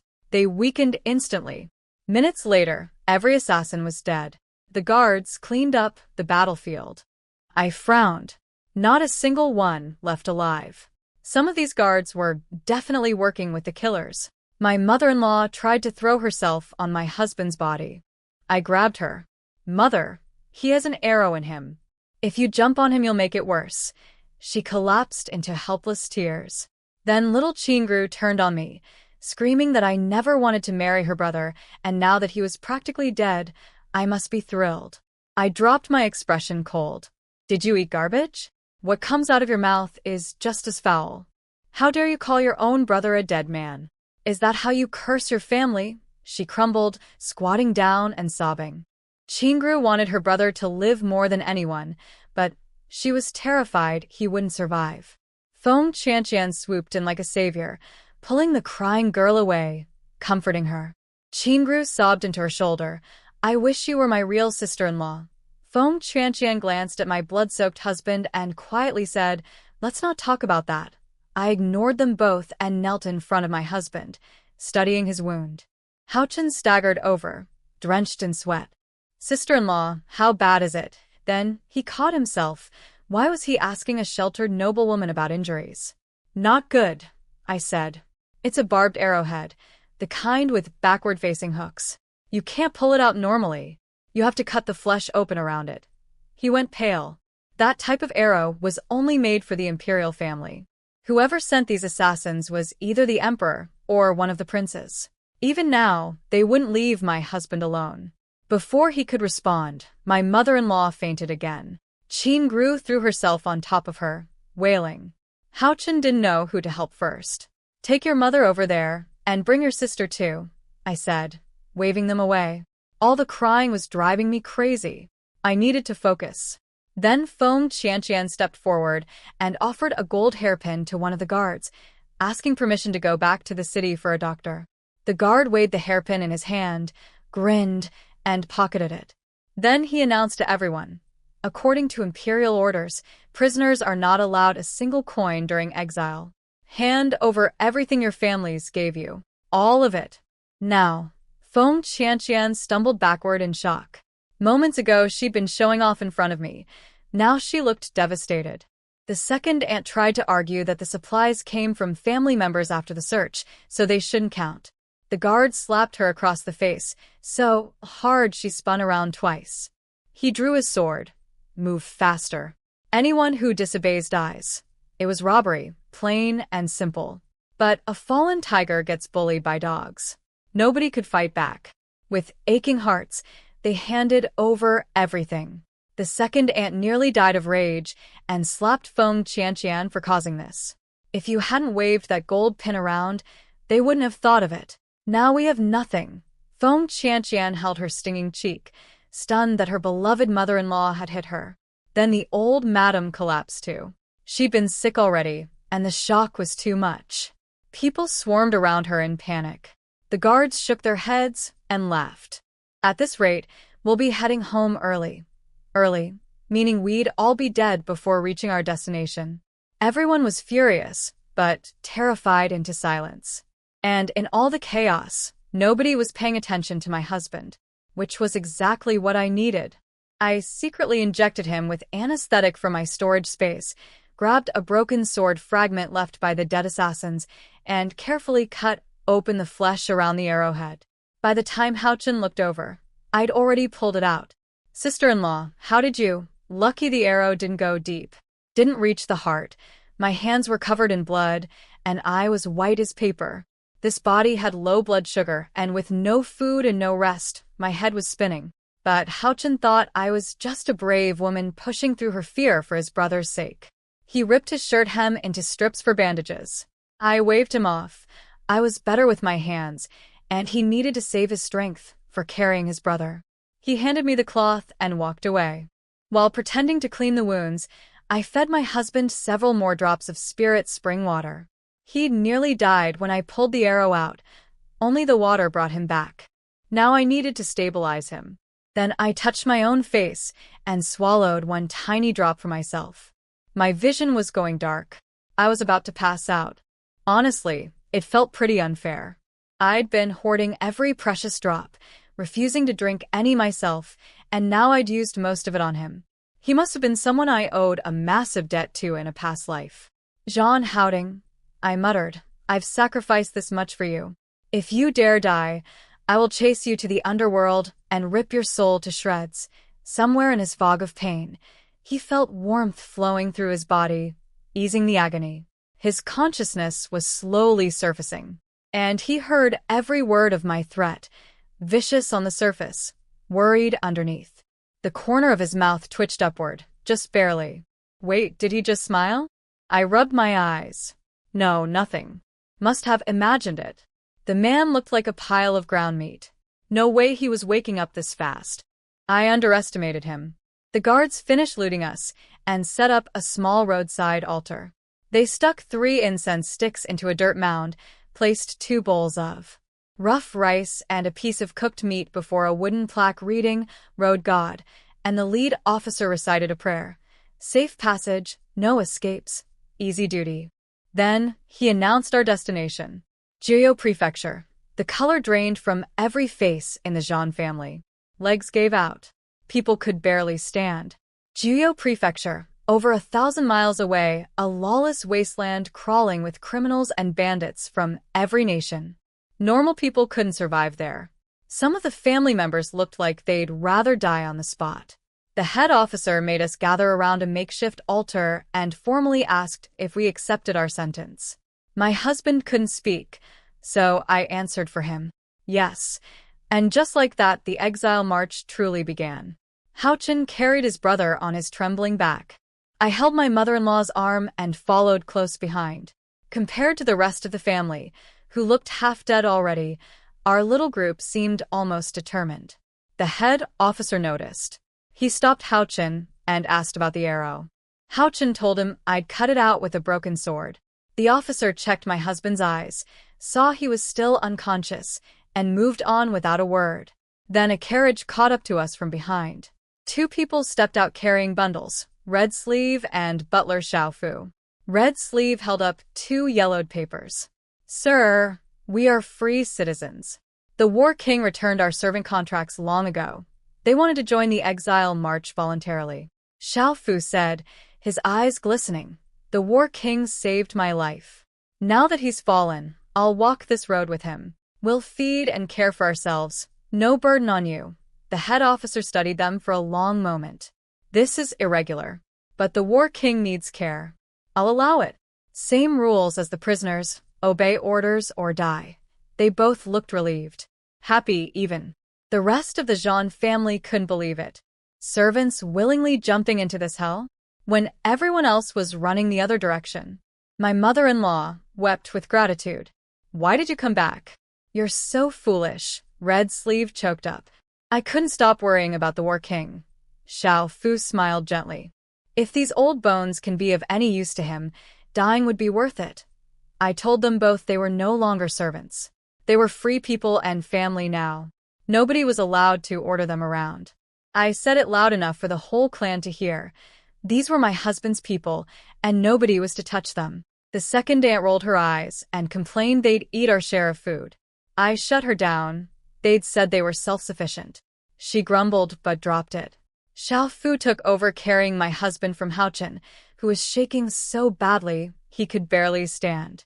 The boy handed his brother over without argument. Thank you, Uncle Xiao. As night fell, we stopped at a crumbling way station. No hot water, no blankets, not even straw mats. Wind howled through holes in the roof. Each prisoner got one piece of grain cake, hard as a rock. Little Chingru hugged her knees and cried silently. She couldn't even bite through the cake, but her stomach was screaming. The old madam coughed like her lungs were tearing apart. Everyone else sat numb with cold and hunger, eyes empty. But my husband needed more than just sitting through the night. He needed nourishment. I took our 2 grain cakes plus a couple of dark steamed buns I secretly pulled from my storage space and went to sweet-talk the old station keeper. After much begging, I traded them for a cracked clay pot, half a bucket of water, a bowl, and a piece of ginger. The pot and bowl I'd have to return. Outside, I gathered dry grass and twigs, built a tiny stove from rocks, and under cover of darkness, pulled a small knife from my space. I sliced the ginger into the pot, secretly added a pinch of brown sugar and 1 drop of spirit spring water, then lit the fire with a lighter. In the pitch black, people only heard me rustling around. When the tiny flame appeared, they saw I was cooking something. The fire was barely a candle's worth of light, but it pushed back the darkness. Steam rose from the pot, and the smell of ginger slowly filled the air. A guard yelled at me for making noise. I shrunk down and said meekly, "My husband has a fever." I begged the station keeper for some ginger to make him soup, always causing trouble. The head officer silenced his men with a look and told me to hurry up. "Yes, sir," I said quietly. The guards hadn't given anyone water, and now the smell of my ginger soup was driving everybody crazy. People started begging and complaining. Why should I get to cook while they died of thirst? The guards glared at me but finally brought out a bucket of water and 1 cracked bowl for everyone to share. I poured the soup and Red Sleeve helped me feed some to my husband. My mother-in-law handed me her grain cake. "Soak it in the soup for Howding." Then Houchin gave his too. Even Chingru hesitated, but offered hers. "I can't eat it anyway." Give it to brother. "But don't you dare sneak a bite." Before I could take them, the second aunt snatched the cakes right out of their hands. "If the girl can't eat, her grandmother should have them." She bit into one immediately and ordered me to bring the old madam some ginger soup too. She wasn't wrong about respecting elders. But did these people deserve that respect? I kept calm. "I made this soup. Our branch of the family drinks first." She started to curse me, but stopped when she met my eyes. She knew I wasn't someone to mess with. She grumbled, stole Houchin's cake too, and bit into it to mark it as hers. Houchin stood up, fists clenched. "That's my brother's food." My mother-in-law demanded it back. The second aunt ignored them both. I pulled Houchin back and shook my head. "Let it go." The cakes were rock-hard and moldy, practically inedible even soaked. My husband was still unconscious and couldn't eat anyway. I wasn't going to waste energy fighting over garbage. Red Sleeve quietly pulled an oil paper package from her bundle and handed it to my mother-in-law. Inside were over a dozen big meat buns. I grabbed one and took a huge bite. God, I was starving. Cold buns with congealed oil weren't great, but on this road, food was food. Xiao Fu and Red Sleeve stood in front of my mother-in-law to block her from view while she ate. She gave one to each of her children, then hesitated before taking one herself. She wanted to save them, but if she collapsed from hunger, she'd only be a burden. She ate quickly and gave the rest back to Red Sleeve. "You and Xiao Fu eat too. Eat plenty," she said, pressing Red Sleeve's hand down. "These are yours." Sharing with us was already more than enough. Red Sleeve looked at me. I nodded. Good. This mother-in-law had sense. We could work together. I tore a meat bun into pieces, soaked them in the ginger soup, and propped up my husband's head. "Try to eat a little." No response. His eyes stayed shut. The anesthetic should have worn off by now. He must have been too badly hurt to wake up. "You'd better hang on," I muttered. "I don't want to be a widow." I was figuring out how to feed him when Xiao Fu finished eating and came to take over. I stepped away to pour myself a bowl of soup. The strangest thing, the moment I walked away, my husband opened his eyes. Those dark, deep eyes locked onto my back and followed me. "Master, your wife is right. You must hold on. Xiao Fu's eyes were red, his body trembling despite his efforts to stay composed. My husband looked at him briefly, then closed his eyes again. Xiao Fu fed him the bun mush soaked in soup. Every swallow was agony. His insides were torn up, but he finished it all without changing expression. I poured the remaining soup into a bowl and made my mother-in-law's group drink it in turns. Qingru wrinkled her nose at sharing one bowl. "If you want to live, drink it," I said coldly. She flinched, eyes going red, but didn't dare argue. Her mother didn't coddle her either, just told her to listen. The girl gulped it down like medicine, then looked up surprised. It was sweet and actually delicious. She stared at me, wondering where I'd gotten sugar. Her mother whispered, "Don't say a word. Your sister-in-law is doing everything she can to keep us alive. Being alive is what matters most." I poured another bowl and handed it to Xiao Fu. He tried to refuse. I said one word, "Drink." His lips trembled. He took the bowl with shaking hands and drained it. Color returned to his gray face. "Don't ask questions," I whispered. "Finish it and pretend to sleep." I went back to the little fire, added more water to the pot, and stared at the flickering flame. A matching fire burned inside my chest. For everyone else, this exile road was a death march. But for my husband and me, it was the door out. Once we got far enough from the Emperor's reach, the whole sky opened up for us. I threw another stick on the fire and let it burn brighter. When the water boiled, I brought a bowl over and found Hao Chen pulling off his brother's clothes.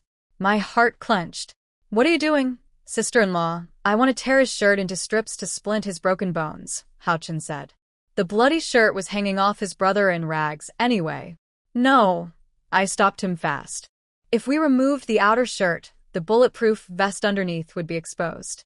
I scrambled for an excuse. "Your brother is modest. He wouldn't want to be undressed." Hao Chen gave me a confused look. Then Xiao Fu slapped his own forehead. "Wait, I have bandages." His bundle was packed with fine gauze and bottles of medicine. He'd prepared everything but forgot in the chaos. I told them to bring the water pot over so we could clean him up first. Xiao Fu crouched down to start, but the moment he touched a wound, my husband groaned in pain. "Be gentle." My heart ached. Xiao Fu smiled apologetically. His hands were too rough for this. So I took over. My husband was like a shattered porcelain doll. One careless touch could cause more damage. Xiao Fu cleverly pulled everyone else away to give me space.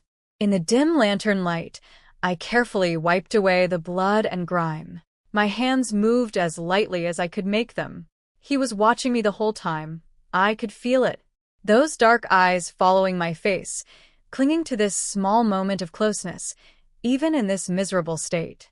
By the time I finished, I was drenched in sweat and had cursed the Emperor's entire family tree 100 times over. "Jean Howding, you'd better get strong again. When you make your comeback, you hit back hard." He couldn't speak, but I could read the answer in his eyes. He would. "Absolutely." I leaned down and kissed his lips and cheek. "Good boy." His Adam's apple bobbed. His pale face flushed pink, and his breathing went uneven. Later that night, the second aunt woke up and realized I'd never brought her ginger soup. She stormed over and found me asleep next to my husband. She raised her foot to kick me, but he suddenly opened his eyes.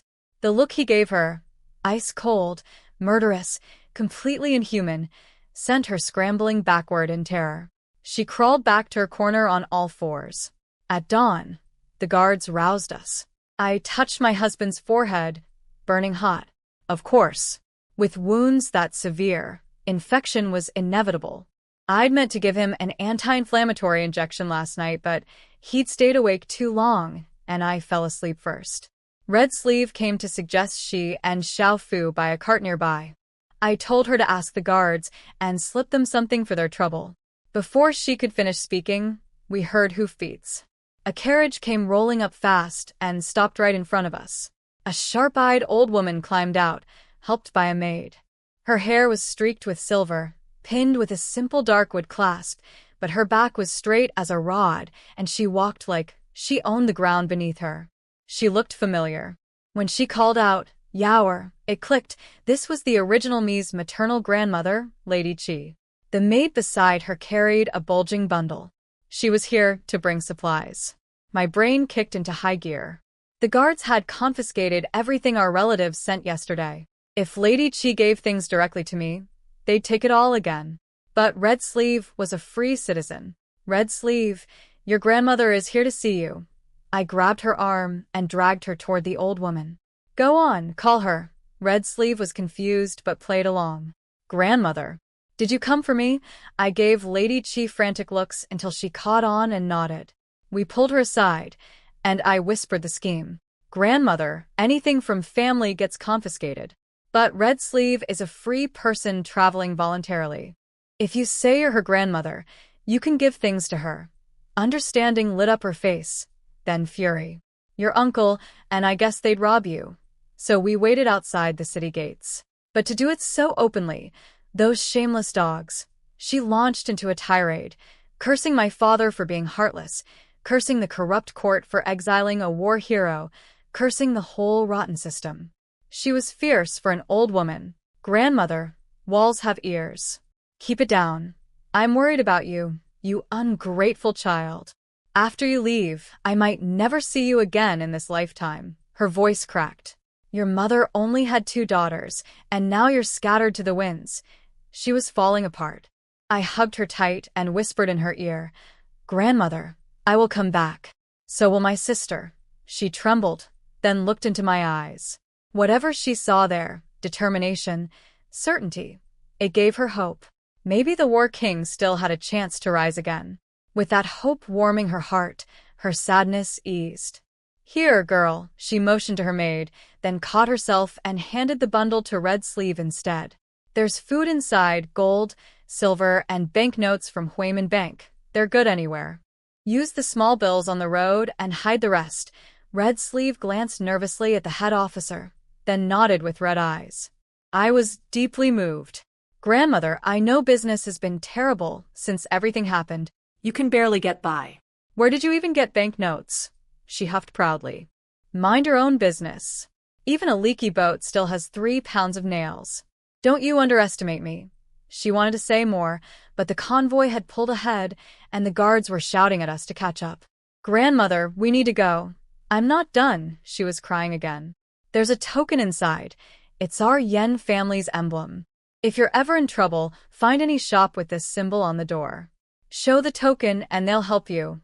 My eyes stung. This old woman had given me everything she had, just to give me a slightly better chance of surviving. Oh, and since your maid is a free citizen, give her this carriage. She can use it to carry your husband. She handed the reins to Red Sleeve, explained the horse's temperament, and told the driver to get off. Grandmother, the guards might confiscate it. Then they confiscate it. But maybe they won't, and we come out ahead. But how will you get home without the carriage? We'll hire one. Or walk. It's nothing. You're the one walking 1,000 miles. She broke down sobbing again. 1,000 miles on foot. Could her granddaughter really survive that? I hugged her. Grandmother, I won't be walking the whole way. Trust me. She clung to me and wept. Red Sleeve gently reminded her. Ma'am, I'm supposed to be your granddaughter, remember? The old woman choked back her tears. Right. Crying over me would blow our cover. She gave Red Sleeve an awkward hug, couldn't quite fake the warmth, and we climbed onto the carriage to catch up with the convoy. I waved goodbye. Grandmother, take care of yourself. She turned away so I wouldn't see her crying. I called out one more time, using the informal word. Grandma, wait for me. The cart rolled away. Behind us, she finally let herself cry out loud. Her maid then pointed out a small problem. All their money had been in the bundle they'd just given us. They had no way to hire a ride home. I could picture the old woman reaching after our carriage in despair. Bless her heart. When the convoy saw us pull up in a horse cart, every jaw dropped. The same people who'd mocked us for having nobody show up were now staring in disbelief. Someone complained to the guards. Why do they get to keep their stuff when ours was confiscated? A guard snapped back. That was sent to her maid's relative. Got proof otherwise. Nobody could say anything. They'd been too far away to recognize my grandmother, and merchant families didn't mix with nobility. Others grumbled it was unfair that we rode while they walked. The head officer shut that down cold. You get beaten half to death and happen to have a cart. I'll let you ride too. The second aunt's family stayed quiet for once. We hadn't officially split households, so whatever I gained, they could potentially share or take. I said I'd ride with my husband to tend his wounds. Cheng immediately called me selfish, saying the old madam and her mother deserved the cart more. I looked at my mother-in-law calmly. Mother, your daughter just cursed you. She's saying you'll die on the road. My mother-in-law scolded Cheng and told me to get on the cart. You're better at caring for your brother than I am. Cheng stomped her feet, furious that her mother always sided with me. Hao-chen suggested everyone take turns. Before I could respond, the second aunt marched over and declared the old madam should ride with my husband. Not a suggestion, an order. I went cold. I'm the one who knows how to treat his injuries. The old madam doesn't. Don't underestimate her. The second aunt sneered. This is the whole clan's decision. Are you going to stand against everyone by yourself? My mother-in-law tugged my sleeve, shaking her head. But I pulled free. The old madam wants my husband dead. She won't take care of him. She'll find ways to harm him. I will not let her on this cart. The real reason was different. More assassins would come. If I was beside him, I could teleport us both into my storage space to dodge attacks. Anyone else sitting there would just watch him die. The second aunt's eyes widened, then she spun around and announced to everyone what I'd said, that I'd accused the old madam of wanting to murder her own grandson. People erupted with outrage.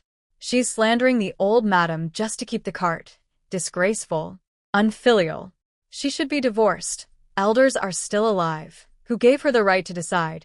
The insults poured down like the rotten vegetables from earlier. One woman against the entire clan.